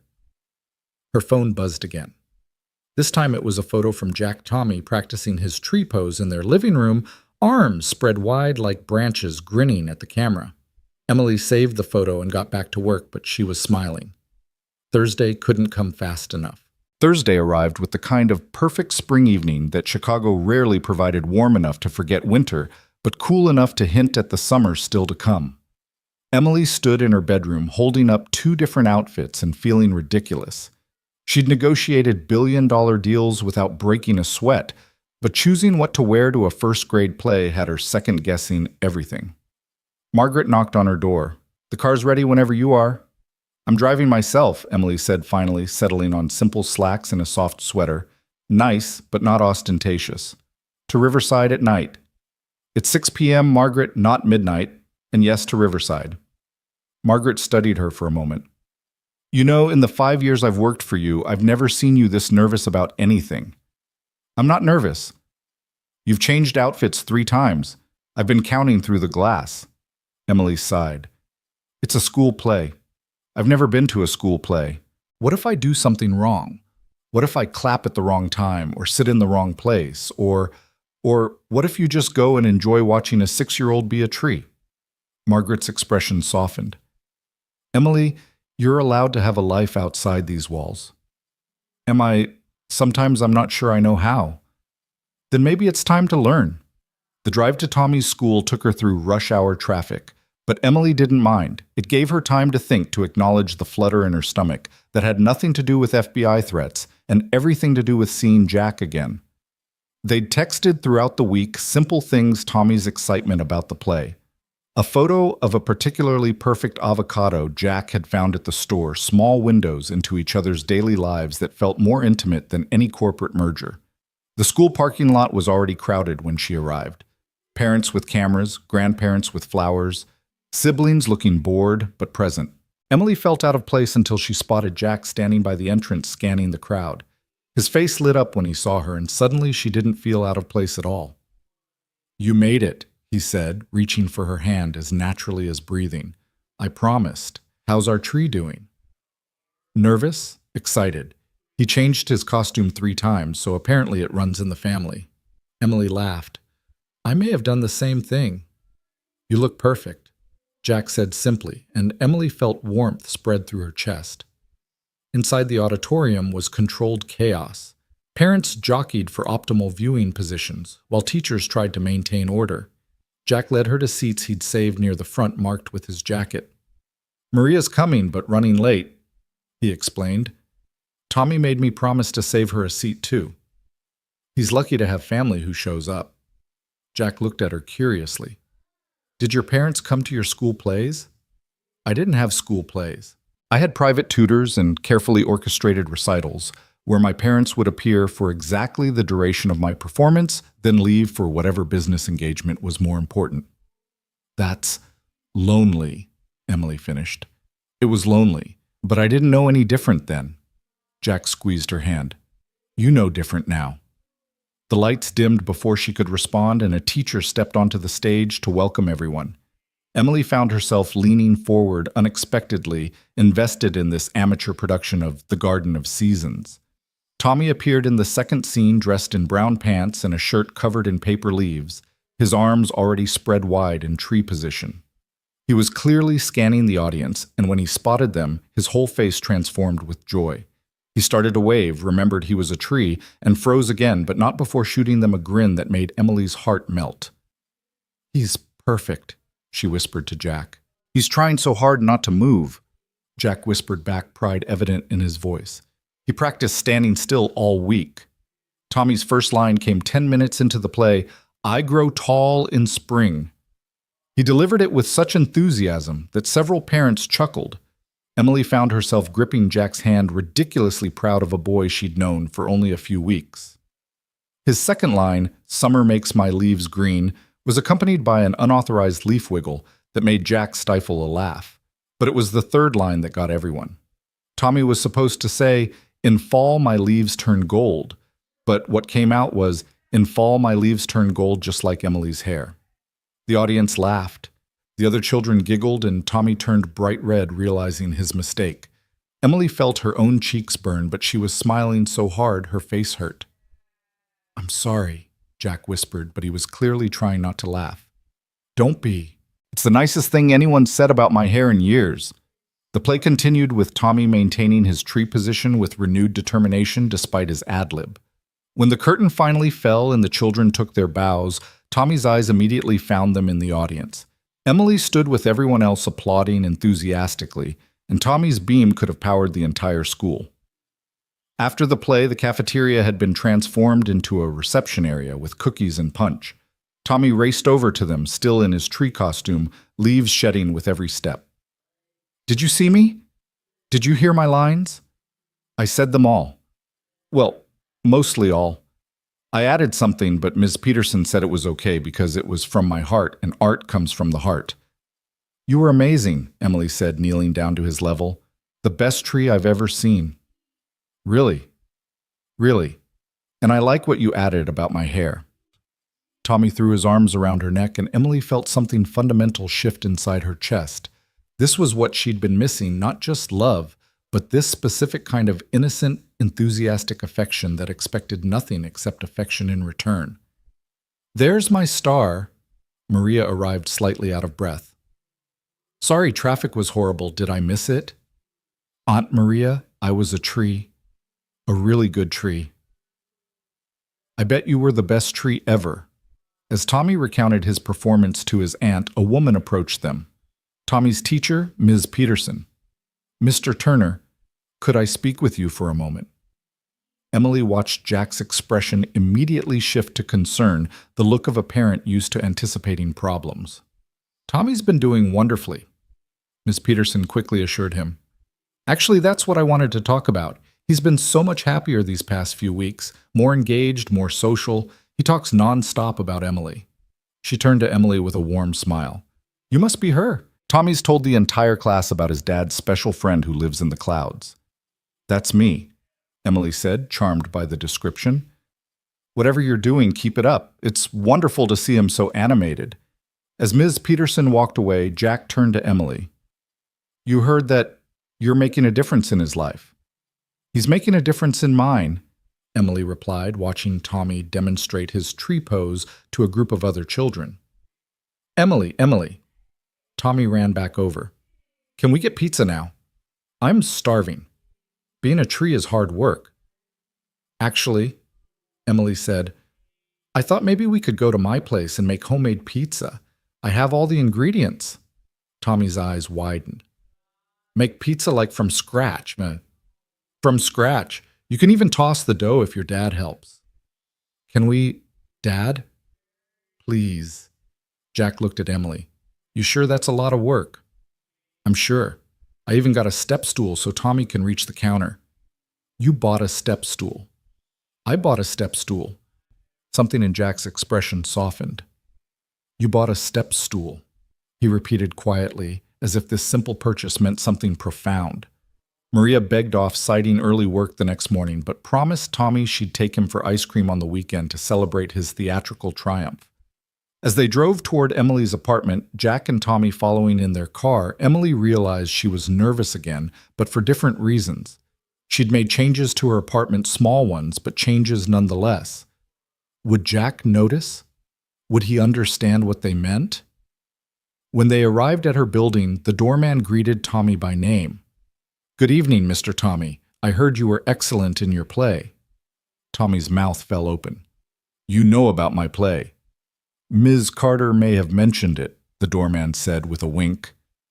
In the elevator, Tommy was slightly less awed by the height, more interested in telling Emily about every detail of the play from his perspective on stage. Bradley forgot his line completely, and Sophia's flower crown fell off. But I remembered all my lines, well, except for the adding part. When the elevator opened into the penthouse, Emily watched Jack's face as he took in the changes. The austere modern furniture had been softened with colorful throws and pillows. Children's books were stacked on the coffee table. A box of toys sat discreetly in the corner. And on the refrigerator, a refrigerator that had never held anything but takeout menus, was Tommy's drawing from the hospital held up with alphabet magnets. Emily, Jack said softly. I wanted it to feel more welcoming, she said, suddenly self-conscious. More like home. You put my picture up. Tommy had discovered his artwork. Just like at our house. Of course I did. It's beautiful. The pizza making was an adventure. Tommy was determined to toss the dough like he'd seen on TV, which resulted in flour everywhere, and dough that was decidedly not round. But he was so proud of his creation that neither adult had the heart to reshape it. It's artistic, Jack said, looking at the vaguely amoeba-shaped pizza. It's perfect, Emily corrected, adding toppings to Tommy's specifications: extra cheese pepperoni in the shape of a smiley face and olives for eyes. While the pizza cooked, Tommy explored the apartment with Emily's permission, fascinated by everything from the telescope to the sound system to the rain shower in the guest bathroom that he declared was like being in a car wash. "He's having the time of his life," Jack said, standing with Emily by the windows, watching the sun set over the city. "So am I," Emily admitted. "I've never had anyone make pizza in this kitchen. I've never had a child's laughter in this apartment. It feels alive. You're good with him, natural. He makes it easy. He's so open, so genuinely himself." She paused. "Like his father." Jack turned to look at her. "Emily, I need to tell you something." Her heart rate spiked, preparing for bad news, but Jack took her hands, his expression serious but warm. "I've been thinking all week about how this could work, and I realized I've been looking at it wrong. I kept thinking about all the reasons it shouldn't work instead of focusing on the reasons it does." "What reasons?" Emily asked softly. "You make Tommy laugh. You treat him like a person, not a kid to be patronized. You bought a step stool for your $1 million apartment so he could help cook. You saved his drawing like it was precious art." "It is precious art. See that? That right there." Jack pulled her closer. "You see value in things other people overlook. You saw value in us." "Jack, I'm falling in love with you, Emily." The words hung in the air between them, monumental and fragile. Emily felt tears prick her eyes. "I don't know how to be in love," she whispered. "I don't know how to balance this with everything else. I don't know how to be what you and Tommy need. You already are, just by being yourself. Not the CEO, not the billionaire's daughter, just Emily who gets excited about perfect avocados and laughs at Tommy's jokes and makes fancy soup that's really just from a can." "Dad? Emily? The pizza's making beeping noises." The smoke alarm's chirp sent them racing to the kitchen where the slightly charred edges of Tommy's artistic pizza were starting to smoke. Jack quickly pulled it from the oven while Emily opened windows, and Tommy fanned the air with a dish towel, all three of them laughing. "It's not burnt," Tommy declared. "It's extra crispy." They ate the oddly shaped, slightly charred pizza on the living room floor, Tommy having declared it a carpet picnic, and Emily couldn't remember a meal ever tasting better. Tommy regaled them with more backstage stories from the play, demonstrated everyone else's parts, and gradually wound down like a clock losing its spring. "Someone's crashing," Jack observed as Tommy's stories became less coherent. "I'm not tired," Tommy mumbled, then yawned so wide Emily could count his teeth. "Come on, buddy. Time to go home." "Can't we stay?" "Emily has a really big couch." Emily and Jack exchanged glances. "Not tonight," Jack said gently, "but maybe another time." As Jack gathered their things, Tommy hugged Emily tight. "Thank you for coming to my play. And for the pizza. And for being Dad's special friend. Thank you for being my special friend, too." "Emily." Tommy's voice was sleepy but serious. "Are you going to be around for a long time?" Emily looked at Jack over Tommy's head, saw the same question in his eyes. "I hope so," she said. "I really hope so." After they left, Emily stood in her apartment that still smelled faintly of pizza and Tommy's excitement. Her phone was buzzing with messages she'd ignored all evening. The Singapore deal needed attention. There was a crisis with the Milan office. The board wanted an emergency meeting tomorrow. But all she could think about was Jack saying he was falling in love with her, Tommy's improvised line about her hair, the three of them eating imperfect pizza on her expensive carpet like it was the most natural thing in the world. Her phone rang. Her father. "You missed the board meeting prep," he said without preamble. "I was at a school play." "A school play?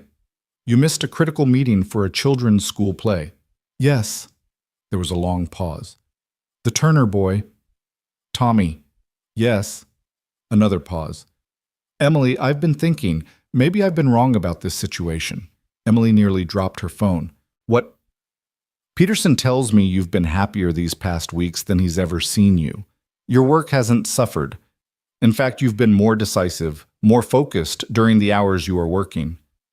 "What are you saying, Dad?" "I'm saying maybe having a life outside the office isn't the disaster I thought it would be. Maybe it's what you needed." "Dad, are you feeling okay?" "Don't push it," Richard said, but there was warmth in his voice. "Just be careful." both with your heart and your safety. The FBI hasn't found who sent that second threat yet. After hanging up, Emily walked to her window looking out at the city lights. Somewhere out there, Jack was tucking Tommy into bed, probably reading him a story about superheroes or dinosaurs. Somewhere out there was a modest 2-story house where she felt more at home than in her luxury penthouse. Somewhere out there was a life she'd never imagined wanting, but now couldn't imagine living without. Her phone buzzed. A text from Jack. Tommy's asleep. He wants to know if you can come to Saturday soccer. Fair warning, 6-year-old soccer is mostly chaos with occasional accidental goals. She typed back, wouldn't miss it. Should I bring orange slices? Already assigned to another parent. You're on cheering duty. I excel at cheering duty. You excel at everything, but especially at making us happy. Good night, Emily. Good night, Jack. Emily went to bed that night with flowers still in her hair and the ghost of Tommy's hug around her neck feeling richer than all her bank accounts had ever made her feel. Saturday morning arrived gray and drizzly, but nothing could dampen Tommy's excitement about soccer. Emily arrived at the field to find what Jack had accurately described as chaos. 12 6-year-olds in oversized jerseys chasing a ball with more enthusiasm than strategy. Emily, you came... Tommy spotted her immediately abandoning his warm-up to run over. Tommy, back to your team, his coach called. That's Coach Mike, Jack explained, appearing at her elbow with 2 cups of coffee. Former Marines thinks he can apply military strategy to first-grade soccer. He's wrong, but it's entertaining to watch him try. They stood on the sideline with the other parents, and Emily was struck by how normal it felt. Parents chatting about school events and birthday parties, sharing coffee and donuts, cheering for kids who spent more time falling down than staying upright. That's Tommy, she found herself shouting when he got near the ball, caught up in the excitement despite herself. Jack laughed. You know you're cheering for him to kick it in the right direction, right? Half the time they forget which goal is theirs. As if to prove his point, Tommy enthusiastically kicked the ball toward his own goal, then looked confused when his teammates groaned. Good kick, wrong way, Jack called out supportively. At halftime, Tommy ran over grass-stained and beaming. Did you see I almost scored Sodom on your own goal, one of his teammates pointed out. Still counts as almost scoring. Emily loved his optimism, his ability to find victory in near disaster. It was something she was learning from both Turner men, that perfection wasn't the only measure of success. The second half was more of the same beautiful chaos ending in a tie that both teams celebrated like a victory. As parents packed up chairs and distributed juice boxes, a woman approached Emily, one of the other mothers she'd noticed watching them throughout the game. You're Emily Carter, aren't you, the CEO? Emily tensed slightly. Yes. I thought so. I saw the photo from the airport incident. The woman's expression was warm, not antagonistic. I just wanted to say that what Jack did was incredible. We're all so glad he's okay. Me too, Emily said softly. And it's nice to see him happy again. Tommy too. They've had a rough few years. Before Emily could respond, the woman was called away by her own child. But her words lingered.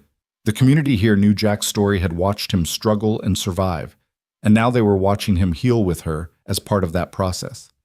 Everything okay? Jack asked, appearing with Tommy, who was now more grass-stained than boy. Everything's perfect, Emily said, and meant it. They went for lunch at a family restaurant where the tables were sticky and the crayons were free. Tommy drew pictures on his placemat while they waited for food, narrating each artistic choice. This is you, he told Emily, drawing a figure with yellow scribbles for hair. And this is Dad, and this is me, and we're all at the beach. Have you been to the beach? Emily asked. Once when Mom was still here. I don't really remember it, but Dad showed me pictures. That now familiar ache hit Emily's chest. So many of Tommy's memories were secondhand, filtered through loss. Maybe we could go sometime, she said, carefully glancing at Jack. All 3 of us. Tommy's eyes widened. Really? Like a vacation? If your dad says it's okay. Jack was looking at her with an expression she couldn't read. We'll see, buddy. That's a big trip. But Tommy was already planning, listing everything he'd need for the beach, and Emily found herself caught up in his enthusiasm, making mental notes about child-friendly resorts within driving distance. After lunch, they went back to Jack's house. The rain had started in earnest, canceling their park plans, so they settled in for a movie afternoon.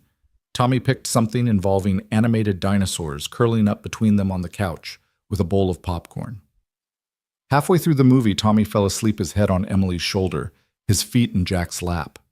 Emily hardly dared breathe, not wanting to disturb the moment. "He's comfortable with you," Jack said quietly. "He doesn't usually fall asleep on people. Too much energy. Soccer wore him out." "It's more than that."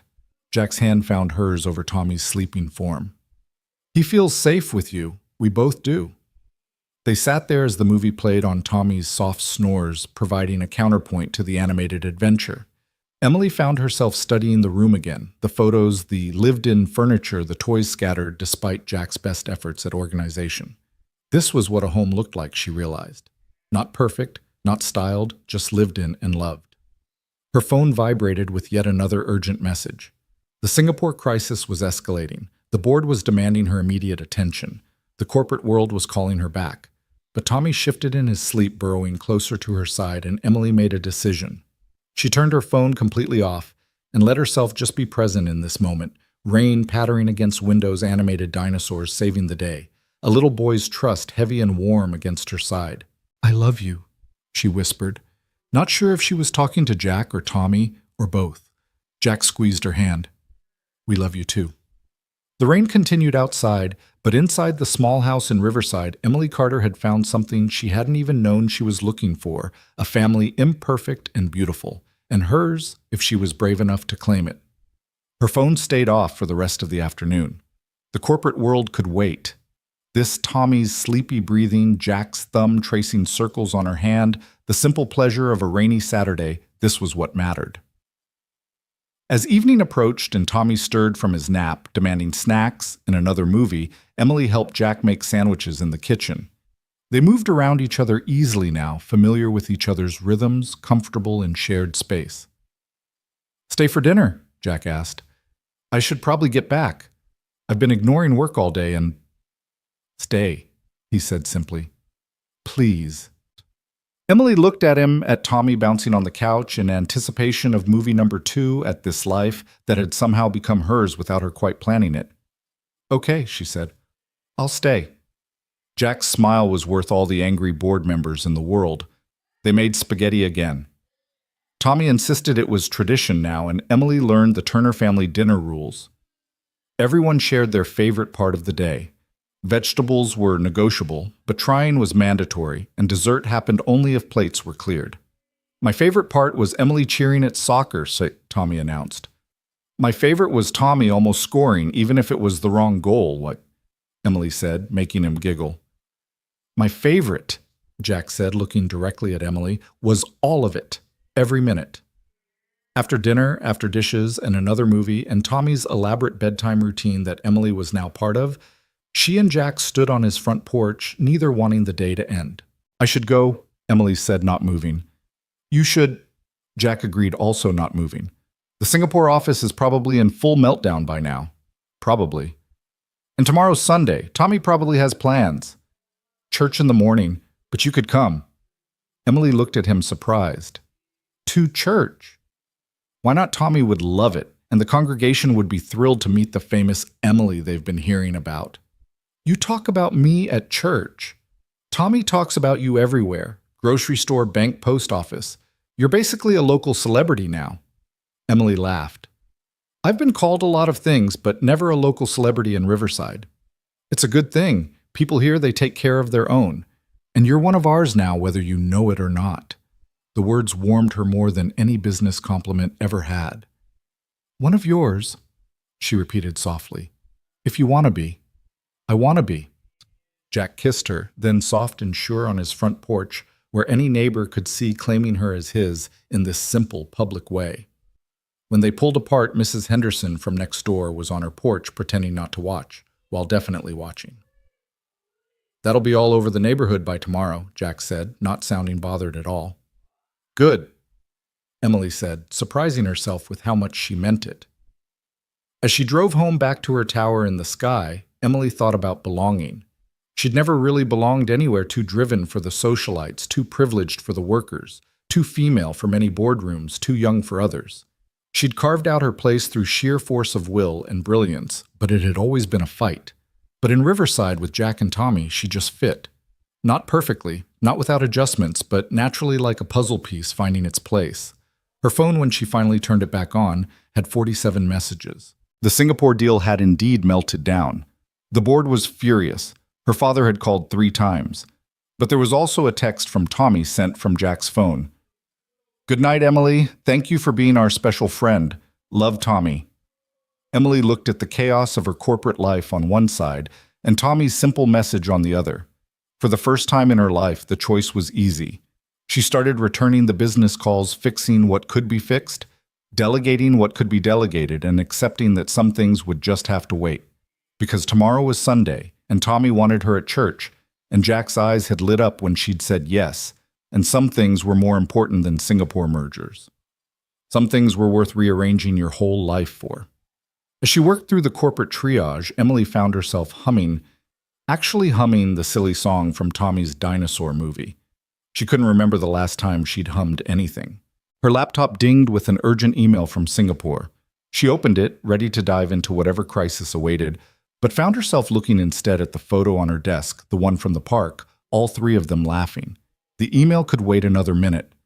Emily picked up the photo, tracing the faces with her finger. Jack strong and steady and kind. Tommy bright and loving and resilient. And herself looking happier than she'd ever seen herself look. "I'm falling in love with you too," she said to Jack's image. She'd been too scared to say it earlier, too uncertain of her own heart. But sitting here in her sterile office, surrounded by the trappings of success that suddenly felt hollow, she knew. She loved them, both of them. This complicated, beautiful, impossible love that didn't fit any spreadsheet or business model. Her phone rang. "Jack.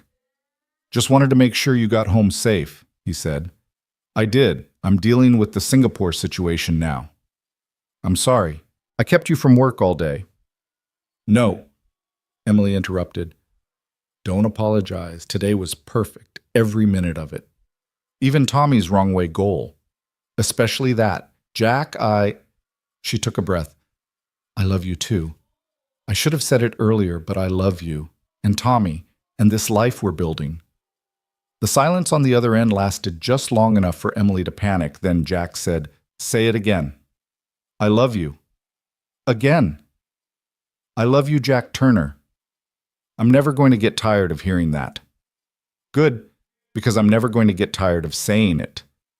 After they hung up, Emily attacked the Singapore problem with renewed focus, because the sooner she solved this, the sooner she could get back to what mattered. The sooner she could get back home. Home. Not her penthouse, but a small house in Riverside, where love lived in every corner, where she was learning to be not just successful, but happy. Where she was learning to be herself. Sunday morning came earlier than Emily expected, her alarm set for 7 to make the 8:30 service at Jack's church. She stood in her closet again, but this time the choice felt more significant. What did one wear to a small community church in Riverside when you were Emily Carter, CEO, billionaire's daughter, and now wonderfully and possibly Jack Turner's girlfriend? She settled on a simple dress, modest and understated, the kind of thing she might have worn in college before her life became all power suits and designer labels. Looking at herself in the mirror, she hardly recognized the woman staring back, softer, somehow less armored. The drive to Riverside felt different this morning, purposeful rather than escape. She was choosing this, choosing them. Choosing a life she'd never imagined but now couldn't imagine living without. Jack and Tommy were waiting outside the small brick church. Tommy in a button-down shirt that was already coming untucked. Jack in slacks and a tie that Emily recognized from the hospital, probably his only one. "Emily." Tommy bounced over to her. "You really came to church." "I said I would." "Yeah, but sometimes grown-ups say things and then don't do them. Like when Dad says we'll clean my room later, but then later never comes." "Tommy," Jack warned, but he was smiling. The church was nothing like the grand cathedrals Emily had occasionally attended for business connections or charity events. It was small, intimate, with worn pews and slightly off-key organ music, but the warmth was immediate and genuine. "You must be Emily." An elderly woman approached them almost instantly. "I'm Mrs. Chen. Tommy's told us all about you. Says you live in the clouds." "Something like that," Emily said, charmed by the woman's directness. "Well, any friend of the Turners is family here. They've been through enough. It's good to see them happy again." Throughout the service, Emily was aware of the gentle curiosity directed their way, but it wasn't intrusive or judgmental. These people had clearly walked alongside Jack through his grief, had probably brought casseroles when Sarah died, had watched Tommy when Jack had to work. They were invested not in Emily Carter, the CEO, but in Emily, who made their Jack smile again. Tommy sat between them, swinging his legs and occasionally whispering questions that had nothing to do with the service. "Emily, do you think dinosaurs went to church?" "I don't think they had churches." "But what about dinosaur heaven?" Jack leaned over. "Buddy, inside voice." "That was my inside voice. My outside voice is louder." After the service, they were swept into coffee hour, where Emily met what felt like the entire congregation. Everyone had a Tommy story, a memory of Sarah to share carefully, a word of kindness for Jack. She understood now what he'd meant about community, about belonging. These people were family in all the ways that mattered. "Your Emily seems nice." Emily overheard Mrs. Chen telling Jack, "Sarah would approve." "You think—" Jack's voice was soft. "I know. Sarah wanted you to be happy, Jack. She told me so near the end. Said you were too good a man to spend your life alone." Emily pretended not to have heard, but the words settled into her heart like seeds finding soil. They went to lunch at what Tommy declared was the best pancake place in the whole world, a claim that seemed supported by the line out the door. While they waited, Tommy regaled Emily with his plans for summer vacation, which started in just 2 weeks. "Dad says maybe we can go camping." "Have you ever been camping, Emily?" "No, I haven't." Tommy's eyes widened with the zealousness of a 6-year-old who'd found a new project. "Then you have to come with us, Dad. Emily has to come camping." "Camping might not be Emily's thing, buddy." "Actually," Emily said, surprising herself, "I'd love to try camping, though I should warn you, my idea of roughing it is usually a hotel without room service. We can teach you what the—" Tommy was bouncing with excitement. "You need a sleeping bag and a flashlight and s'mores stuff and—" "Slow down there, champ. Let's get through pancakes first." But Emily was already making mental notes, already imagining nights under stars with these two, learning yet another thing that her privileged upbringing had skipped. After lunch, they went back to Jack's house, where Tommy immediately wanted to show Emily his camping gear from last year's trip. While he rummaged in the garage, Jack and Emily sat on the back porch watching clouds gather for another spring storm. "You don't have to go camping with us," Jack said. "Tommy gets excited, but I know it's not—" "Jack, stop. I want to go. I want to try everything with you two. Camping, fishing, whatever comes next. Little League starts next month. I'll be there. School field trip to the zoo. Wouldn't miss it. Random Tuesday nights when nothing happens except homework and frozen pizza. Especially those." Jack turned to look at her fully. "Emily, are you sure your life is so big, so important? This—" He gestured at the modest backyard, the aging swing set, the ordinary Sunday afternoon. "This is so small in comparison." "No," Emily said firmly. "This is huge. This is everything. Jack, I spent last night fixing a multi-million-dollar deal, and the whole time I was thinking about Tommy's soccer game. The deal will be forgotten in a month, but Tommy scoring his first goal even in the wrong direction, that matters. That's real." Before Jack could respond, Tommy burst onto the porch, dragging a sleeping bag. "Found it. And look, it has bears on it." "Emily, you need one with clouds since you live in the clouds." The afternoon slipped away in camping preparation. Tommy earnestly explaining the importance of proper marshmallow roasting technique, while Jack watched with that soft smile Emily had come to treasure. When Tommy finally crashed on the couch around 4, exhausted from his camping enthusiasm, Jack and Emily found themselves alone in the kitchen. "He's planning our whole summer," Jack said, voice fond but worried. "Emily, I need you to know if this gets to be too much, if you need to pull back Stop," Emily said, moving into his arms. "Stop giving me outs. I'm not looking for them. I just don't want you to feel obligated." I love you, she interrupted. I love Tommy. I love this life. That's not obligation, that's choice. Jack kissed her, then deep and certain, and Emily felt herself melt into it, into him, into this life she was claiming with both hands. The moment was broken by Emily's phone buzzing insistently. She'd been ignoring it all day, but the persistent calls suggested something serious. It's my father, she said, looking at the display. Fourth time he's called. Take it, Jack said. I'll check on Tommy. Emily stepped onto the porch to answer. Dad, it's Sunday. Emily, you need to come home, now.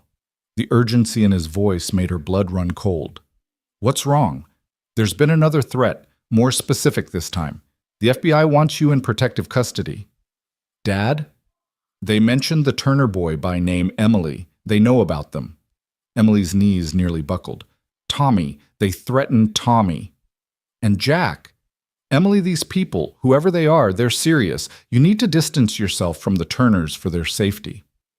I'll be right there. She hung up and found Jack watching her from the doorway, having heard enough to understand. They threatened Tommy, she said, voice hollow. Because of me. They threatened a 6-year-old boy because of me. Emily, I have to go. The FBI wants to brief me. Jack, I'm so sorry. I never imagined they'd... Hey! Jack caught her hand, stilling their trembling. This is not your fault. How is it not my fault they're targeting you because of me? And I'd take another bullet for you, so would Tommy, though I'd rather he didn't have to prove it. This isn't funny, Jack. I'm not joking. Emily, when I jumped in front of that gun, I made a choice. Every day since then, I've made the same choice to let you into our lives, knowing who you are and what comes with that. But Tommy has been living with risk his whole life, different kinds, but still risk. The risk that I'll get hurt at work and won't come home.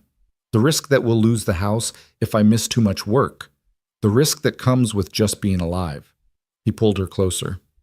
At least this risk comes with FBI protection. You're not taking this seriously enough. I'm taking it exactly as seriously as it deserves. Emily, what did the threat actually say? She repeated what her father had told her, and Jack's expression grew thoughtful rather than fearful. So they know about us. That was always going to happen once those photos from the park went public. The question is whether this is a real threat or someone trying to scare you. We can't take that chance, not with Tommy. Agreed. So we take precautions. We let the FBI do their job. But Emily, if you run now, if you let them chase you away from us, don't you see they win? They take away the best thing that's happened to Tommy and me since Sarah died. Emily felt tears sliding down her cheeks. I couldn't live with myself if something happened to either of you. And I couldn't live with myself if I let fear steal this from us. From Tommy. Jack wiped her tears with gentle thumbs. Stay, fight, let us stand with you this time. Jack. Dad. Tommy's sleepy voice interrupted them. He stood in the doorway, rubbing his eyes. Why is Emily crying? Emily quickly wiped her face. Just some work stuff, sweetheart. Tommy walked over and wrapped his arms around her waist. It's okay. Dad says sometimes work makes people sad, but then you come home and home makes it better. The simple wisdom of it broke Emily's heart. You're right. Home does make it better. So you're staying for dinner? Emily looked at Jack over Tommy's head. He nodded, slightly, decision made. I have to go handle something, but I'll be back for dinner. Is that okay? Promise? Promise. The drive to her father's office was tense, Peterson following closer than usual, another security car ahead of them. The FBI was waiting, Director Mitchell and 2 other agents Emily didn't recognize. Miss Carter, we need to discuss relocating you to a safe house, Mitchell began without preamble. No. Miss Carter, I'll accept increased security. I'll vary my routines, take whatever precautions you recommend, but I'm not going into hiding. The Turner family will also have protection, Emily said firmly. Whatever it costs, whatever it takes. They have security on them at all times. Her father interjected, Emily, be reasonable. The safest thing for everyone is for you to distance yourself. The safest thing would be to never leave this building, Emily shot back. To never have a life, never love anyone, never take any risks. Is that what you want for me, Dad? to be safe but alone. Richard was quiet for a moment. I want you alive. I am alive. For the first time in my adult life, I'm actually alive. Jack and Tommy did that. They made me real dad. Not just successful, not just powerful, real. Mitchell cleared her throat. We can provide protection for the Turners, but Mr. Turner would need to agree to it, and the boys' school would need to be informed. Then make it happen. Emily turned to her father. And I want to know who's behind this. All your resources, all your connections, find them. Richard studied his daughter for a long moment, then nodded. Peterson doubled the investigation team. Mitchell, what do you need from us? The next hour was a blur of security protocols and plans. Emily agreed to a tracking device panic buttons, the whole surveillance apparatus she'd resisted for years. But she refused to be caged. There's one more thing, Mitchell said as the meeting wrapped up. We've identified the source of the first threat. It was Castellani's son trying to avenge his father. He's been arrested. And the second threat? Still investigating. But the language is different, the approach more sophisticated. We don't think they're connected. Emily's phone buzzed. Jack, Tommy wants to know if you like tacos. He's worried you only eat fancy food. Despite everything, Emily smiled. She texted back, tell him tacos are perfect. I have to go, what? She told the room. I promised a 6-year-old I'd be there for dinner. Emily, her father said as she headed for the door. Be careful. I will. But Dad, being careful isn't the same as being scared. The drive back to Riverside took longer with the new security protocols, but Emily didn't mind. It gave her time to think, to solidify her resolve. Someone wanted to scare her away from happiness. They'd failed. When she arrived at Jack's house now, with a discreet security presence that would become constant, Tommy was in the front yard watching for her. You came back. I promised, didn't I? Yeah, but grown-ups sometimes. I know, but I'm not going anywhere, Tommy, not if I can help it. Inside, Jack had indeed made tacos, and the normalcy of it. Shells and cheese and lettuce scattered across the counter made Emily's throat tight with emotion. Everything okay? Jack asked quietly while Tommy set the table. It will be. Security on all of us starting now. The FBI is investigating. And you? Are you okay? Emily considered lying, making it easier, but Jack deserved truth. I'm terrified. Not for me, but for you two. And I'm angry that someone thinks they can use you to control me. And She paused, searching for the word, I'm determined to not let them win. Good. Because Tommy already made dessert plans that involve teaching you to make s'mores on the stove, and he'll be devastated if you leave. Indoor s'mores. Practice for camping. He's very serious about proper marshmallow technique. Dinner was purposefully normal. Tommy chattering about school tomorrow, about his friend Bradley's new dog, about whether fish knew they were wet. Emily let his innocent joy wash over her, let it remind her what she was fighting for. Emily, Tommy said suddenly, are you sad about work still? No, sweetheart. Being here makes me happy. Good. Dad's happier when you're here too. He smiles more. Jack's cheeks reddened slightly. Tommy. It's true. Mrs. Henderson said so. She said you look like you did when Mom was here. The table went quiet for a moment, the mention of Sarah hanging in the air. Then Tommy continued matter-of-fact in the way only children could be. I think Mom would like Emily. She always said we needed more hugs in our house, and Emily gives good hugs. Yes, Jack said softly, eyes on Emily. She does. After dinner and the promised s'mores lesson, which resulted in slightly charred marshmallows but perfect memories, Emily helped tuck Tommy into bed. It had become part of their rhythm when she was there, Tommy insisting on stories from both adults. Emily, will you be here tomorrow? Tommy asked, fighting sleep. I have to work tomorrow, but I'll come by after if your dad says it's okay. Dad always says it's okay. He likes when you visit. Oh, really? Really? He cleans the house before you come over. He only does that for special people. Time for sleep, buddy, Jack intervened, kissing Tommy's forehead. School tomorrow. Will the people in the dark car be at school too? Tommy asked suddenly. Emily and Jack exchanged shocked looks. What people, sweetheart? Emily asked carefully. The ones who've been watching our house and following us to church. Dad, are they bad people? Jack sat on the edge of the bed. No, buddy. They're actually good people. They're making sure we're safe. Like police. Exactly like police. Because of what happened at the airport. Something like that. Tommy seemed to consider this. Okay, as long as they're good guys. He yawned hugely. Night, Dad. Night, Emily. Outside Tommy's room, Emily slumped against the wall. He knows. 6 years old, and he's already noticed the security. Kids notice everything, Jack said, but he's not scared. That's what matters. How are you so calm about this? Because being scared doesn't help. And because I meant what I said, this is worth the risk. They stood in the hallway of Jack's modest house, security lurking outside, threats hanging over them, and Emily made a decision. I want to hire you, she said suddenly. Jack's eyebrows shot up. What?